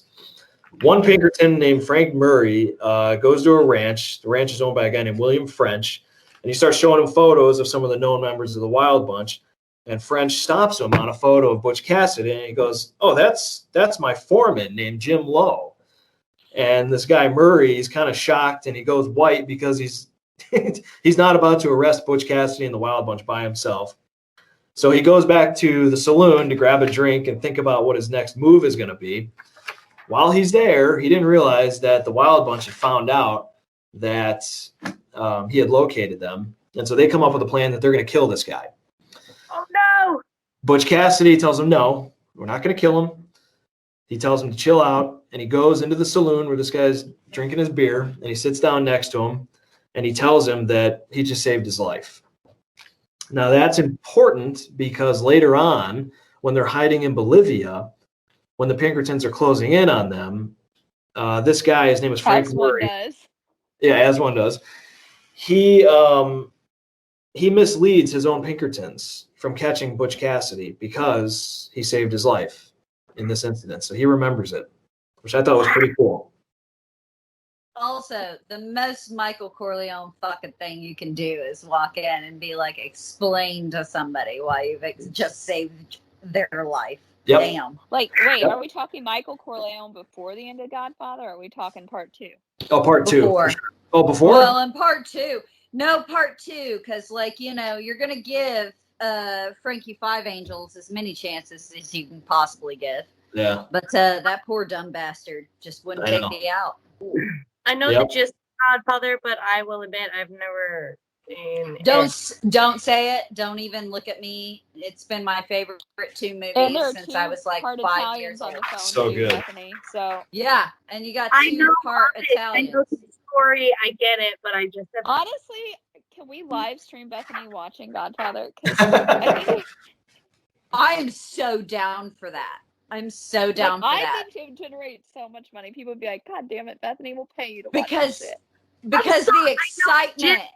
I get the fans with your toes. The excitement I feel in my heart when Sonny Corleone gets out of that car to beat the shit out of Carlo. Yeah. Oh, God, it's such a great movie, Bethany. That's it. We're doing that for Patreon. Then he kicks him in the curb and the gutter at the end of that. Oh my God, how Sonny gets out of that car. I felt that rage. I felt that Sonny Corleone rage. Bethany, have you ever seen Catch Me If You Can? Oh, that's with Leonardo DiCaprio, right? Yep. I have not seen it, but I've heard of it. So the storyline to that movie is Leonardo DiCaprio is a criminal. He's like a check fraud guy, and he ends up working. It's supposed to be a true story. He ends up working for I think it's the FBI, to go and catch guys who are committing same crimes as he was committing. As a banker, he's taught us all a great deal. Or a former banker, he's taught us all a great deal about fraud.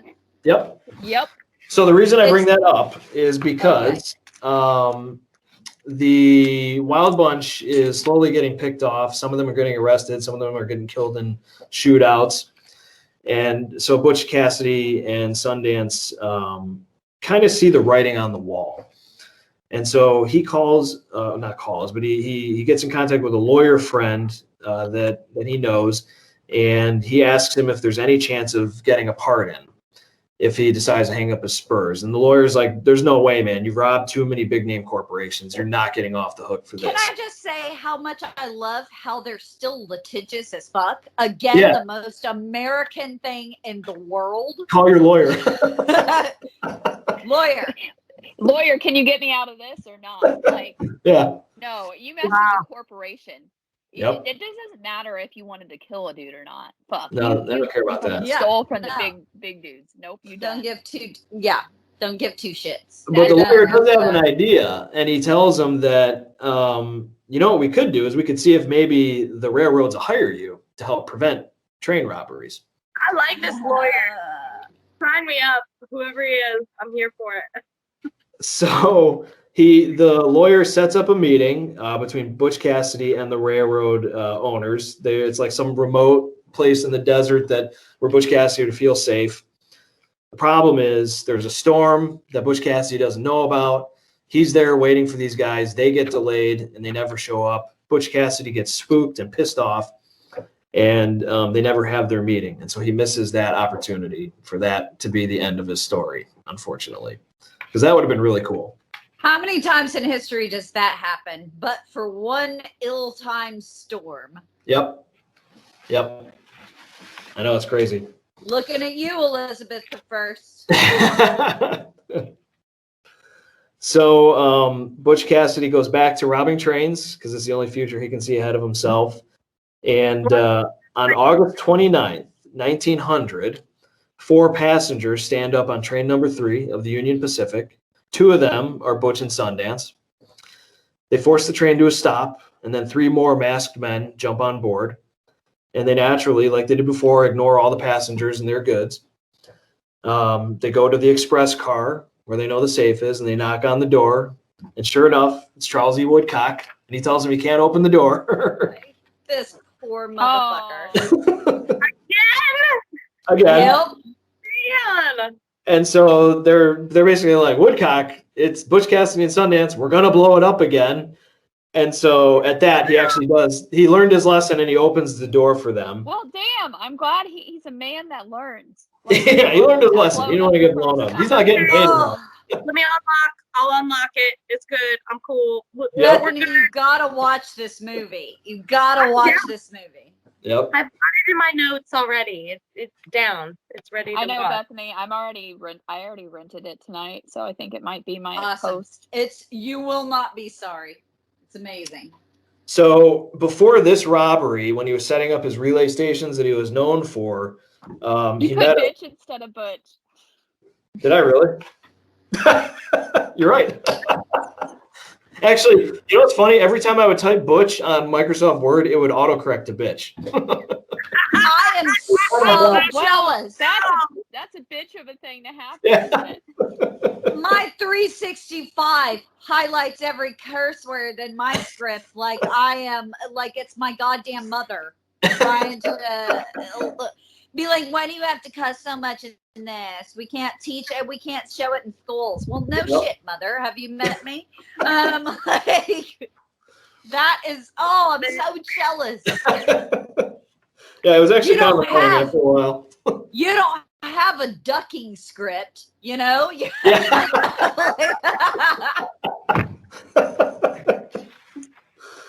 All right, so as he's setting up these relay stations before this train robbery where they found Charles Woodcock again, he ran into a young kid who was on a ranch and Butch Cassidy and Sundance at this time, they're basically like movie stars, superstars. Everybody knows who they are. So when he comes to them and he's like, we're going to set up a relay station at your ranch, they're like, great, that's awesome. I'm gonna get your autograph. Again, the most American thing ever. So this young ranch kid who's there, his name is Vic Button, which is a really cool name. He says, wow, Butch Cassidy, you've got the fastest horse I've ever seen. And so Butch goes, you like it, kid? Someday this horse will be yours. Well, after the train robbery, when they're going back to the relay stations, he hands his horse to the ranch hand and he says, make sure you give this horse to Vic This Button. is like NFL jersey shit, but for like Yeah. this is like those signed cleats.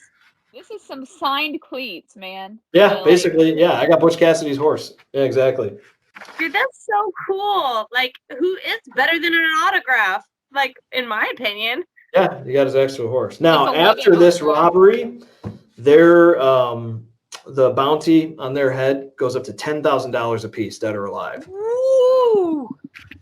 And that's Dead or alive? Dead or alive. Like 10 grand. Doesn't matter. Yep. Shit. Okay. Show me their head. Yep. like Fuck. Bon Jovi, man. Fucking Bon Jovi. Ah. Now, the other problem is around this time, at the turn of the century, there was a lot more technology coming up. There were telegraphs popping up everywhere. There were telephones. And it created central stations where they could track the movement of the different tracks, and they could find out in real time if a train was being robbed. They also improved the printing processes so they could mass produce photographs, putting wanted posters all over the place. And the banks and railroads also began protecting their vaults with armed soldiers, like actual, paramilitary guys. Not just some guy named Cox. Yeah, not Woodcock. So Woodcock has been decommissioned. Yeah, exactly. So Butch and Sundance, they're like, well, crap, this is not going to work anymore. And so they come up with a plan to go to South America, where the technology is not as good, and start robbing banks and trains down there. Sorry, all I can think about is Arrested Development. Time to head down old South America way. Portugal, old South America way, Mikey. Like, that's all I can think. Sorry. Like, That's the best show that was ever on TV, by the way. But it undoubtedly is. Very best. So before they make their way to South America, they stop for a wedding for News Carver. You might remember him. Of course they did. Yep. He gets married, and they all, if you Google Butch Cassidy and Sundance Kid, there's a very famous photo where the two of them are standing with, I think, 3 other outlaws. This was for the wedding for News Carver. It's a really, really cool photograph. Can I just say that if you're heading down to Cancun to get away from shit, if you're not stopping at a wedding, you're not doing it right. Well, even that, you know what they do after the wedding? They go to New York City and they spend a bunch of their money. They buy fancy clothes. Sundance finds a lady friend named Etta Place, who she kind of becomes his steady girl. And the 3 of them are just walking around New York City, living it up. And then they finally board a boat and they arrive in Argentina on March 23rd, 1901. This is my fucking life from like 20 to 23. I swear to God. Really? Minus the train robbing. Oh, okay. Damn close. There was no robbing. Now, the Pinkertons have no idea that they made it down to South America, to Argentina. They think they're still somewhere in the United States. When they get to Argentina, the first thing they do is walk into a bank and deposit $12,000 into the bank, and then ask about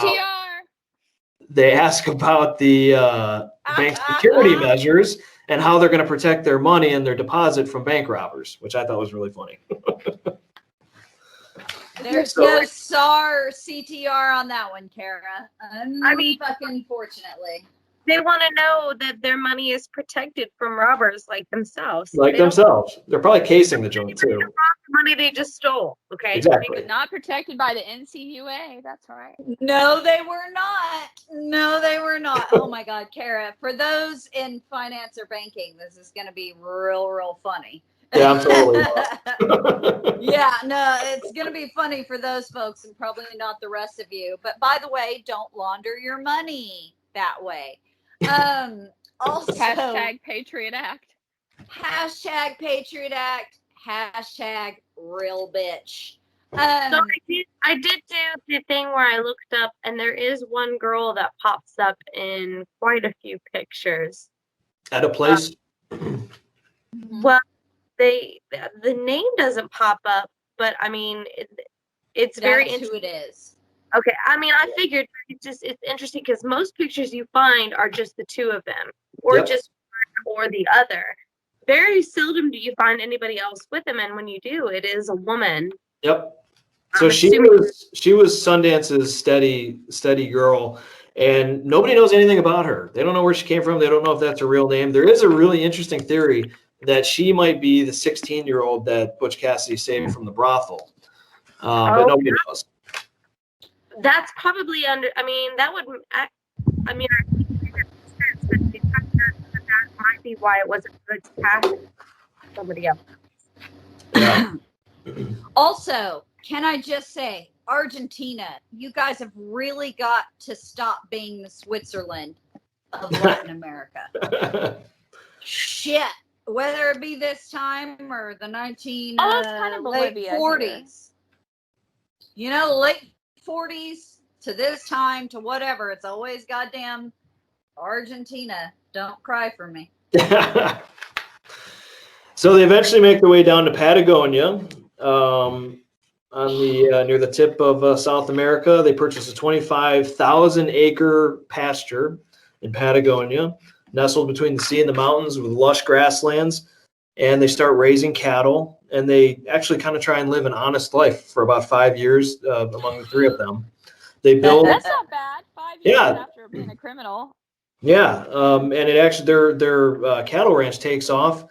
There's no telegraph wires down there, so there's nobody who can report on them or who they are. They get to be friends with the locals. They hand out gold to the poor. This is one of the things that I read. And Butch Cassidy, one thing he always liked to do, yeah, really, and one thing he always liked to do was keep candy in his pocket for the kids. The poor little Patagonian kids would come up and he'd hand out candy to them. He's a non-creepy Joseph Mengele, y'all. That's awesome. Also at this time, Etta Place and Sundance begin referring to themselves as husband and wife. Now, in February of 1905, two well-dressed American men enter a bank in Argentina and rob it of $100,000. And then vanish into the countryside. And the caper looked very much like a Butch Cassidy Sundance caper. Everybody thought it was them. The Argentinian authorities were positive it was them. So they wire up to the Pinkertons and say, hey, we think Butch and Sundance are down here in Argentina. And the Pinkertons were already kind of getting wind that they were in South America because the Pinkertons had bribed the postal workers to let them open the incoming mail to the families' homes for Longbaws and Parkers. And so they had received correspondence from these guys saying, yeah, we're down in South America. We started a cattle ranch. So I will say I've always wondered how they got the jurisdictional invite into, okay, so they wired the Pinkertons and said, come and get them. Yep, exactly. Okay. Yep. I have always wondered about that, and I never knew. So here we go, guys. Something I definitely did not freaking know right here. And it's because of that $100,000 bank robbery. They're like, this has got to be Butch and Sundance. However, careful examination of the witness accounts reveals that the descriptions don't really match Butch and Sundance that well. On top of this, there's an agricultural census and a bill of sale that put Butch and Sundance on their ranch during the robbery, which is 750 miles away. So they had an alibi, basically. Yep. So it might not have even been then. More than likely, it wasn't them. It was just two other Americans who were looking for, banks to rob in South America. Of course it was. Of course. Again, the most as you do American thing ever. My mind is like exploiting Central and South America. Yeah, that sounds pretty damn American. Jesus. So the Argentinian authorities, they wire the local sheriff in Patagonia and they say, we need you to go arrest these two guys because we know they're Butch Cassidy and Sundance. The local sheriff liked Butch and Sundance. He didn't want to arrest them. So instead of arresting them, he warned them and told them they need to flee right now. And he actually lost his job over that. But unfortunately, I'm on their side. Just so everybody knows, I'm completely on their side. Oh, totally, yeah. That's the cool thing about yes, sir. Tell them to fucking get the hell out of Dodge. Wait. So, go ahead, Bethany. So then, they did, or they, even though it looked like America, we're for sure it was not them. Historians are pretty sure. There's actually, I forget the name of it. I didn't write it down, but there's like a fan club for like bank robbers and train robbers. And they had, of course there are. Yeah, of course. And so they had a convention one time where they like took a big vote on, was this robbery a robbery that Butch and Sundance committed? And it was overwhelmingly no. There's no way they could have committed this crime. Because of the evidence that they weren't there. They were 750 miles away. Yeah. I'll say back at that time, nobody fucks around with a bill of sale. If Yeah. that makes sense, Beth. You don't fuck around with that shit. It's not like you go and get a bill of sale today from somebody you bought a car off of. Like that shit that's how trade was done. Like it was get your money or not get your money. Yep. Yeah, exactly. Okay. All right. So the local sheriff warns them, and thus they had to walk away from 5 years of building this booming business and friends and hard work and everything that they've built. Around this time, if you remember the scene when Butch Cassidy's mother watched him walk off into the sunset, she passed away. Her name was Ann Parker. And so that moment when she saw her son walk away was the last time she ever saw him. She never got to see him again. Last time he saw her, too. They're not any relation to Parker's, like one of Parker's family, right?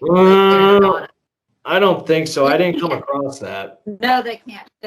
There's no way. That's right. Okay. Steve does genealogy stuff. Yeah, Parker's a tough name. I mean, that's so common. It'd be really hard to figure. Although they did come from England, so yeah, probably not. So his mom passes away. They never got to see each other again after that one parting when he was what did we say, Bethany? 20 at the time? Yeah, very young, in my opinion. By the end of this year, however, Butch, Sundance, and Etta Place are positively identified as robbing a bank in central Argentina. As they fled, there was a posse chasing one of them who fired off a lucky shot that hit one of the people in that group that was robbing the bank. Now, there was one other person. So it's Butch, Sundance, and Etta Place, and then one other guy who remains unidentified. Nobody knows who he was. After this robbery, Etta Place drops from history. Taking part in these. Absolutely. I'm sorry. So Etta was taking part. Okay. Yep, she was definitely involved. But after this robbery, she disappears from the history books. Nobody ever hears from her again. Butch and Sundance never bring her up in their correspondence again. It's as if she never existed. One theory about her is that she was the one who was hit by that lucky bullet that was fired off by the posse, and they buried her somewhere and tried to forget, that she was a part of their lives. But nobody knows. Nobody knows whatever happened to her. 1906, Butch and Sundance are very much on the run in South America from the Pinkertons, from the local authorities, both. They assume aliases. And if you remember at the beginning of the story, what was it? Enrique and Santiago. Enrique and Santiago. Yep. They assume aliases and they find work around the Bolivian tin mine with Clement Rolla Glass and Percy Siebert. As security guards for this mining company, they are really good at sniffing out holdups that are coming. Oh shit! I wonder why. Yeah, I wonder why. They have a knack for it. It's uncanny. They were always quicker on the draw when the would-be robbers came to steal. Remember, it was $100,000 of payroll cash that was in these carts. When these robbers, and it's Bolivia, it's turn of the century. These robbers are probably on the, verge of starving to death themselves. Butch and Sundance would give them cash to walk away from the robbery. Sometimes they would buy them a meal, as long as they leave the area. Like, hey man, I know what you're going through. How about Yeah, hug? Oh, shit. Started from the bottom, now we're in a tin mine. Yeah. AKA here. Now, at the in America, while this is going on, there's kind of the tabloids are kind of keeping up on Butch and Sundance, but they're blowing it way out of proportion. Kind of what we were Shocking. Yeah, right, exactly. Media does what? So they're talking about how Butch and Sundance are running around murdering people, brazen robberies, making off with piles of gold, and it was all lies. It was all fabrication. There's nothing to back it up. The Pinkertons do catch up with Butch and Cassidy at the tin mines, and so they again leave in the middle of the night for whatever happens next. While this is going on, more and more robberies and holdups by English-speaking guys are occurring all over South America. All of it gets attributed to Butch and Sundance. On November 4th, two men who were identified allegedly, as Butch and Sundance, politely robbed a payroll cart near a mine in Bolivia. Politely robbed.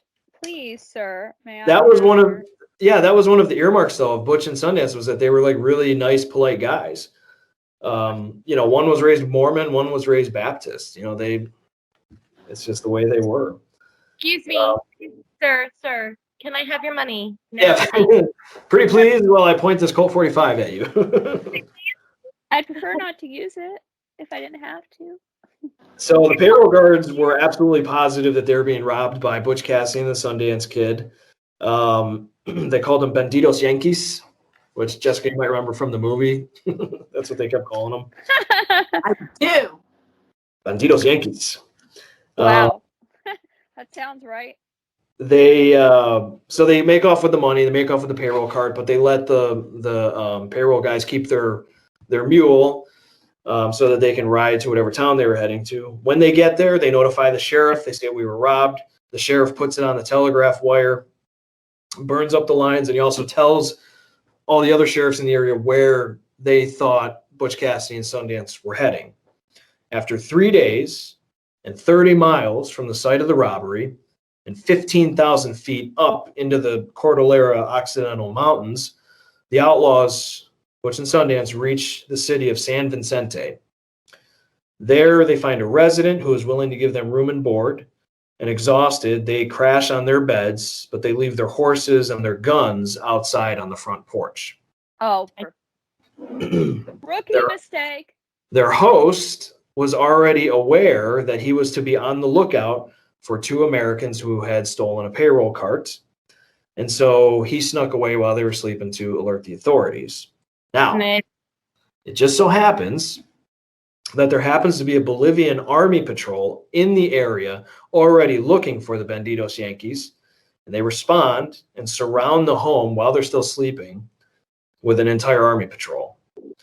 The officer leading the patrol was a guy named Victor Torres, and he snuck up to the house.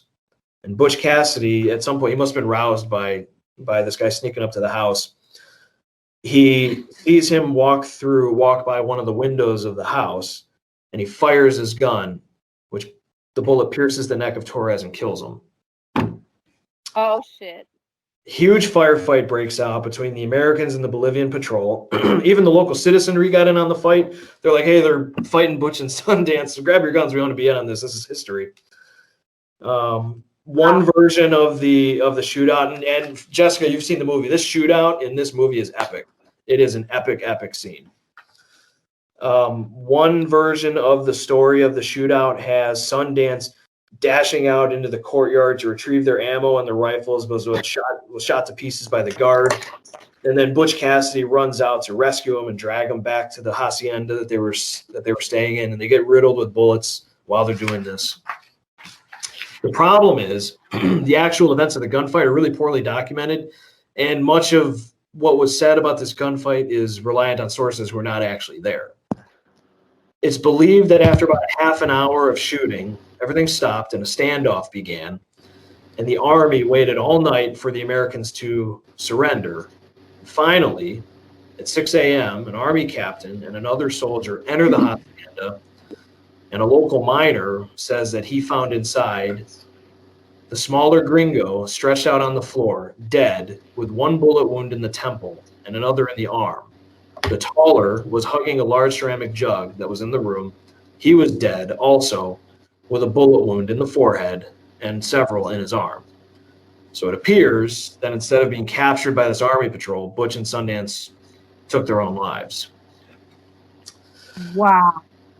Now, the guards from the payroll mule robbery identified those two men as the same ones who had robbed them. So it was pretty clearly identified that these were the guys who committed this crime 3 days ago. On November 7th, 1908, the bodies of Butch Cassidy and the Sundance Kid were tossed into a couple of unmarked graves in an Indian cemetery in San Vicente, and they would have been 42 and 41, respectively. American newspapers hailed the death of these outlaws, and finally it reached the families, the Longbaws and the Parkers.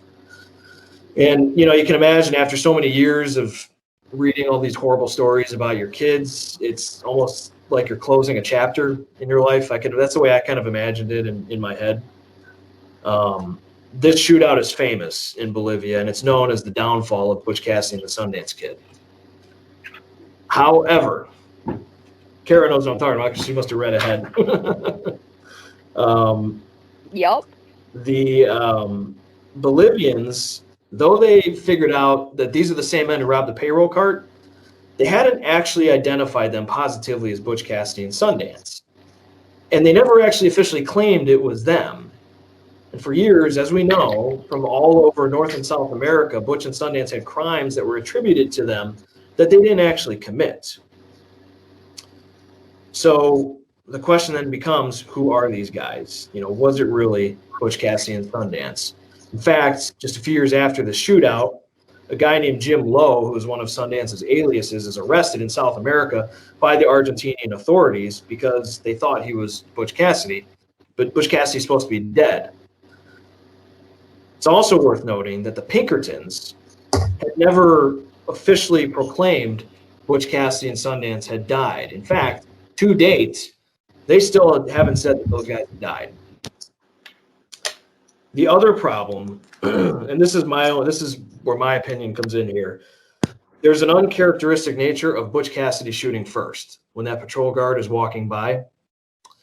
It doesn't fit his character that he would have shot this guy in cold blood. I think that's actually why I was first surprised when you said that he was shot in the neck, like as he was walking by. I was like, that doesn't make any sense. Why? This is the same man that went and rode a horse miles away to get a real medicine to save somebody's life. This is the same person. Campbell soup, man. Yeah. Newman's Own. Newman's Own. It's the opposite of Han shot first.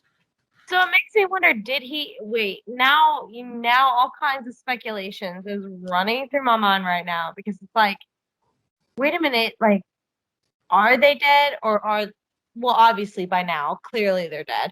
But I'm just saying, like, the way they describe how they found the two bodies doesn't even make sense to me. The devout religious people, the likelihood that they're going to kill themselves in that situation and be the first to shoot, I agree with you. That doesn't sound right. It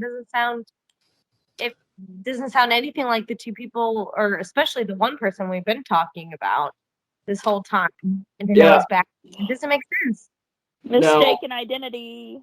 This would be I should have brought this up earlier, but this incident would have been the first time on record that Sundance or Butch, either one of them, would have taken a life. To date, they have not taken a life. So this would have been the first instance of it. And to do it just randomly because some person walked by, it doesn't make any sense.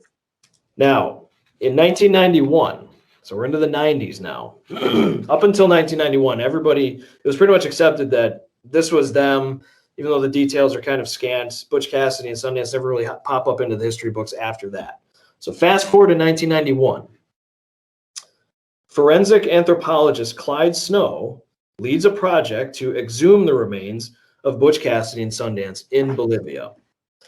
When they dig up the graves, they only find one skeleton. Now, the skeleton matched the appearance of Sundance based on what they could tell. So, luckily, members of both families are still around at this time in 1991. And so they take a DNA sample from the skeleton that they found, and it isn't related to either Butch Cassidy or Sundance. What? They later prove that the remains were a German prospector who had died in an explosion around the same time. Yeah. Oh my God. You guys heard me mention a couple times the Bassett family ranch in Browns Park where they had their Thanksgiving dinners. Yeah. There was a woman there named Josie Bassett. Thanksgiving. Yeah. And this Josie Bassett was probably theoretically a lover of Cassidy's. It's something that a lot of people have theorized. It can't be proven. But in the 1950s, somebody interviews her about Butch Cassidy, And she tells the interviewer that the last time she saw Butch Cassidy was 1930, which would have been like 20 some years after he was supposed to be dead. And when the interviewer challenged her on her story, she said, quotes, "I know Butch Cassidy a hell of a lot better than I know you. And he was here in 1930. Yes, sister.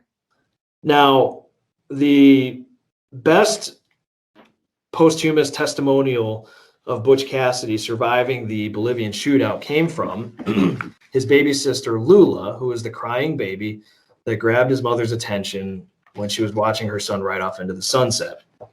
Remember Lula? Remember Lula. She comes back. Lula said that one day in 1925, her brothers were out on the range with the stock, and her brother Mark was fixing the fence on the ranch when a new black Ford drove up. And Mark looked up and thought that it was a cousin, Fred Levi. The Levi boys were cattle buyers, and so Mark figured he was here to buy cattle. The man walked across the field toward Mark, and as he came near, his face broke into a characteristic Parker grin. At first, Mark was puzzled, and then he realized that it had to be Robert Parker. After a few moments of visiting, the two climbed into the shiny car and drove to the brick house into town, because Robert Parker didn't know that the family had moved into town, so naturally he had gone straight to the ranch. That was his home. That was home to him. Dad, 81, was sitting on the step by the kitchen door of the brick house, enjoying the shade of a late afternoon calm. The flashy car drove into the yard, and Mark stepped out rather slowly, and then the driver stepped out of the left side of the car and straightened up. At first, Dad wondered who it was, and Bob's face, for one, was solemn. Perhaps he wondered how he would be accepted. The screen door to the kitchen was open behind Dad's back. Bob took off his hat and twirled it through the door, and it landed squarely on the post of the rocking chair inside.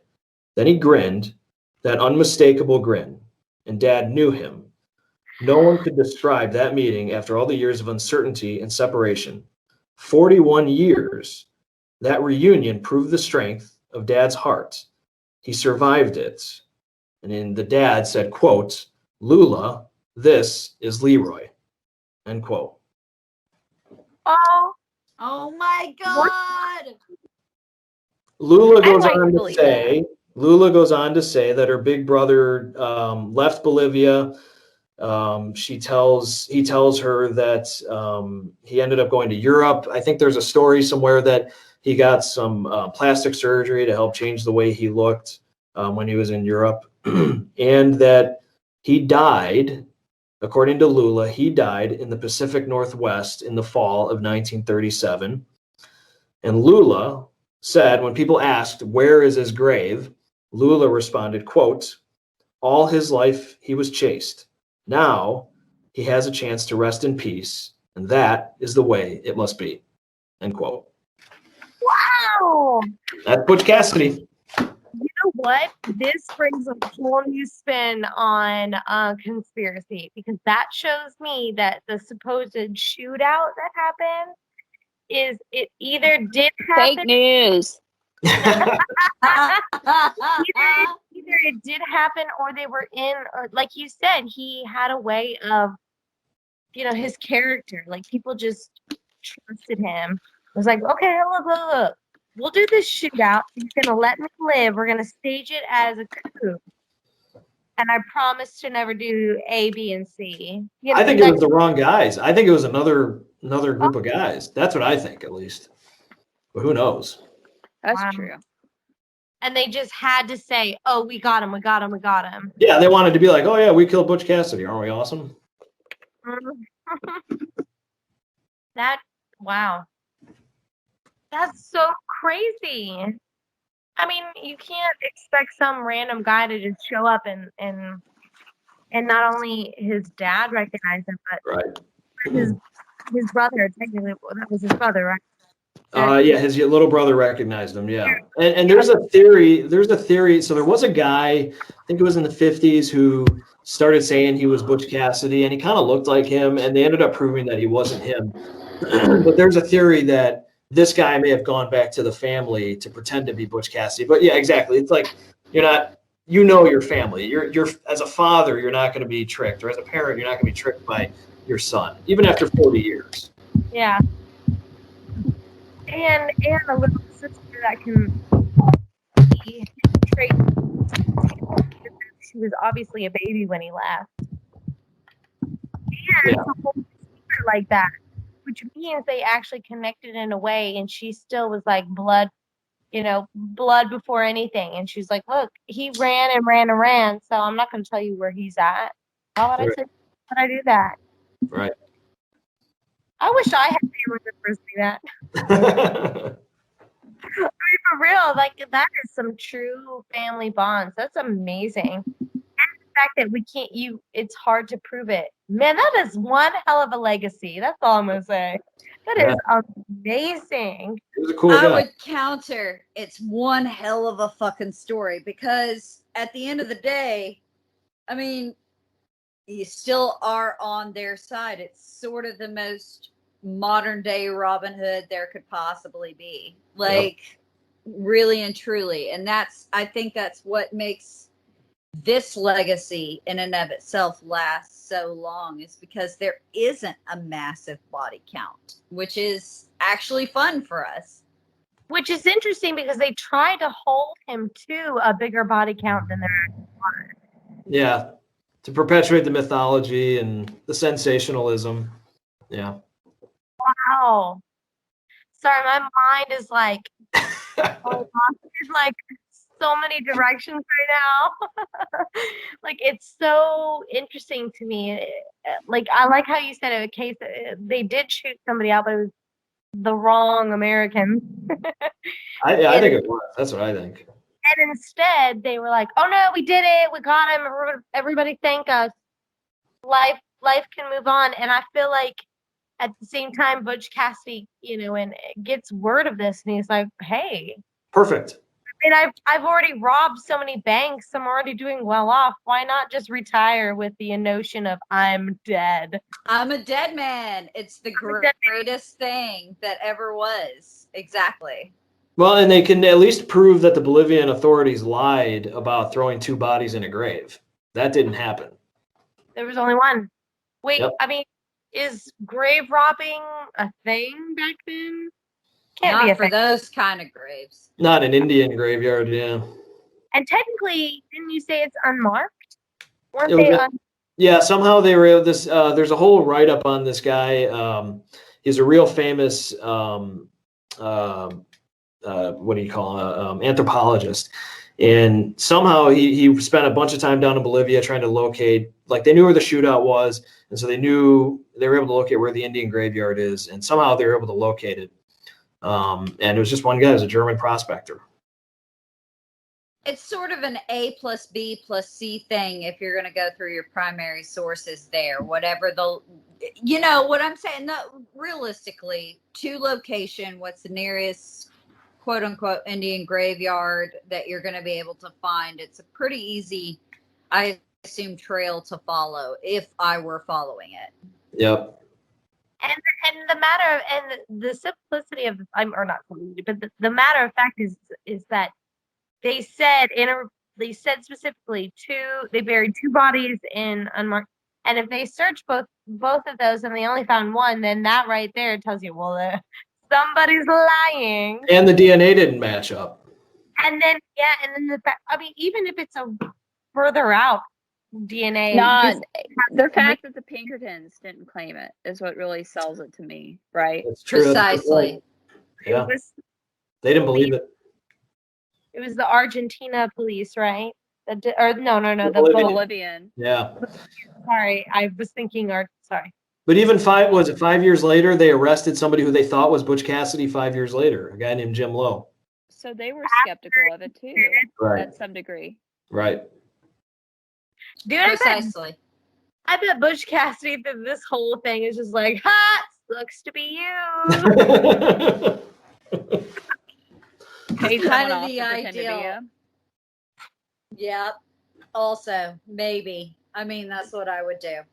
But that being said, Steve, fucking great story. Just bar none, sir. Like, you've come on.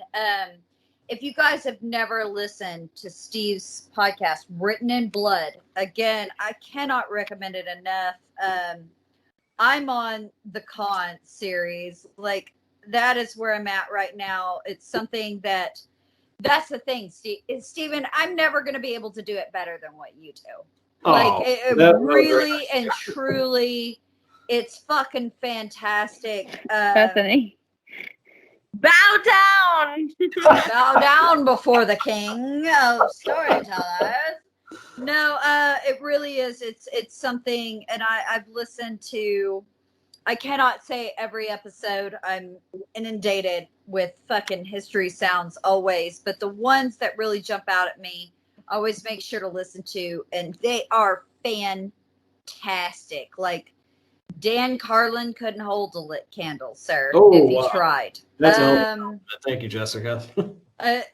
It's really, truly fantastic work, and I don't say that to many people. It's something that I really, really enjoy, and it's something that I think everybody else that listens will enjoy. So go ahead, Stephen. Where do we find you again? Name a podcast, and also go ahead and plug History Pods for us. Yeah, sure. So thanks again for letting me come on. This was a lot of fun. The podcast is called Written in Blood History, and like I said, any place you search history podcast, if you just start typing Written in Blood, it'll come up. Twitter handle is at sdjulius, SDIJULIUS. Also, sending me a message on the Facebook page is a really easy way to get a hold of me if you do want to get a hold of me. And then another side project is historypods.com, which is kind of under a reconstruction right now, but when it is up, it is a feed of independent history podcasters. Right now, there's 172 that are up there with a backlog of more that I have to get in there once the site's back up.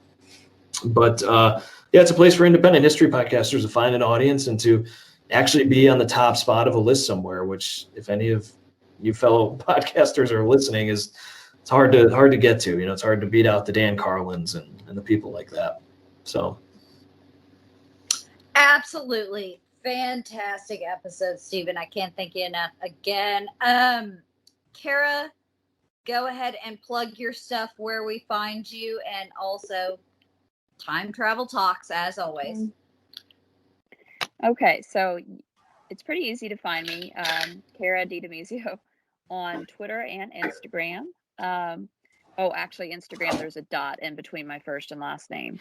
And then Time Travel Talks, which is the project I have pimped on this show several times, but it's kind of what I would call like a history collaborative project. And it's a community of anyone that really enjoys history and finding a community to talk about it and share their sources, come together and learn about history, whether it be questions, basic knowledge, or deep diving into some topics. So you can find that on Twitter and Instagram at Time Travel Talks or using the hashtag. As well as on Facebook, and there's that. Bethany, where do we find you? You can find me on Instagram at Bethany Skelton 5 and a 5, and then on Twitter it's the same handle, but you must capital my first and last name. I will reiterate that because otherwise you will tag somebody that is not me. That's a hard way. So, yes, Bethany Skelton 5. That's where you can find me. And Jessica, could you please plug our show? I can plug the show. So you can find the show at, again, guys, I've almost got the website, the new one, up and running. It can be found in its current form at bodycounthistorypod.com. That being said, you can follow us, get our link tree, all that other shit at Body Count Pod on Twitter, Instagram, and Facebook. Correct, guys? Look at me.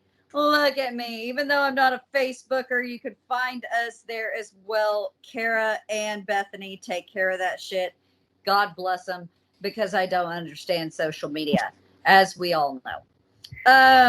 That being said, without my understanding of social media, you can follow me at Jessica B as in Bravo, Manor as in the house, not the behavior.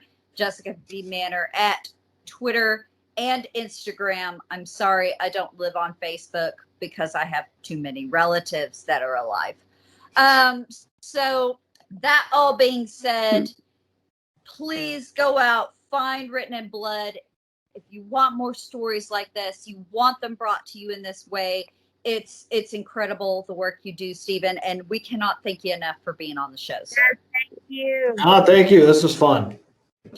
It was fun. I'm sorry for the level of ass clownery that we like to bring to our history presentation. That was great. That's what makes it fun. I'm not sorry at all. No, there's no sorry in my. I feel like I have to apologize for myself, but I'm the worst of the group, so Maybe I should. Yeah, you, me, nah. I was. Nah, you and Kara, no Wichita, need to right. apologize.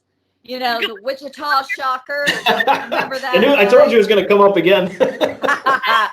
We're all going to be Wichita State Shocker fans if, you know, whatever that may be. So we thank you guys for listening. We'll be back at you soon, as always, with our level of horseshit. So goodbye.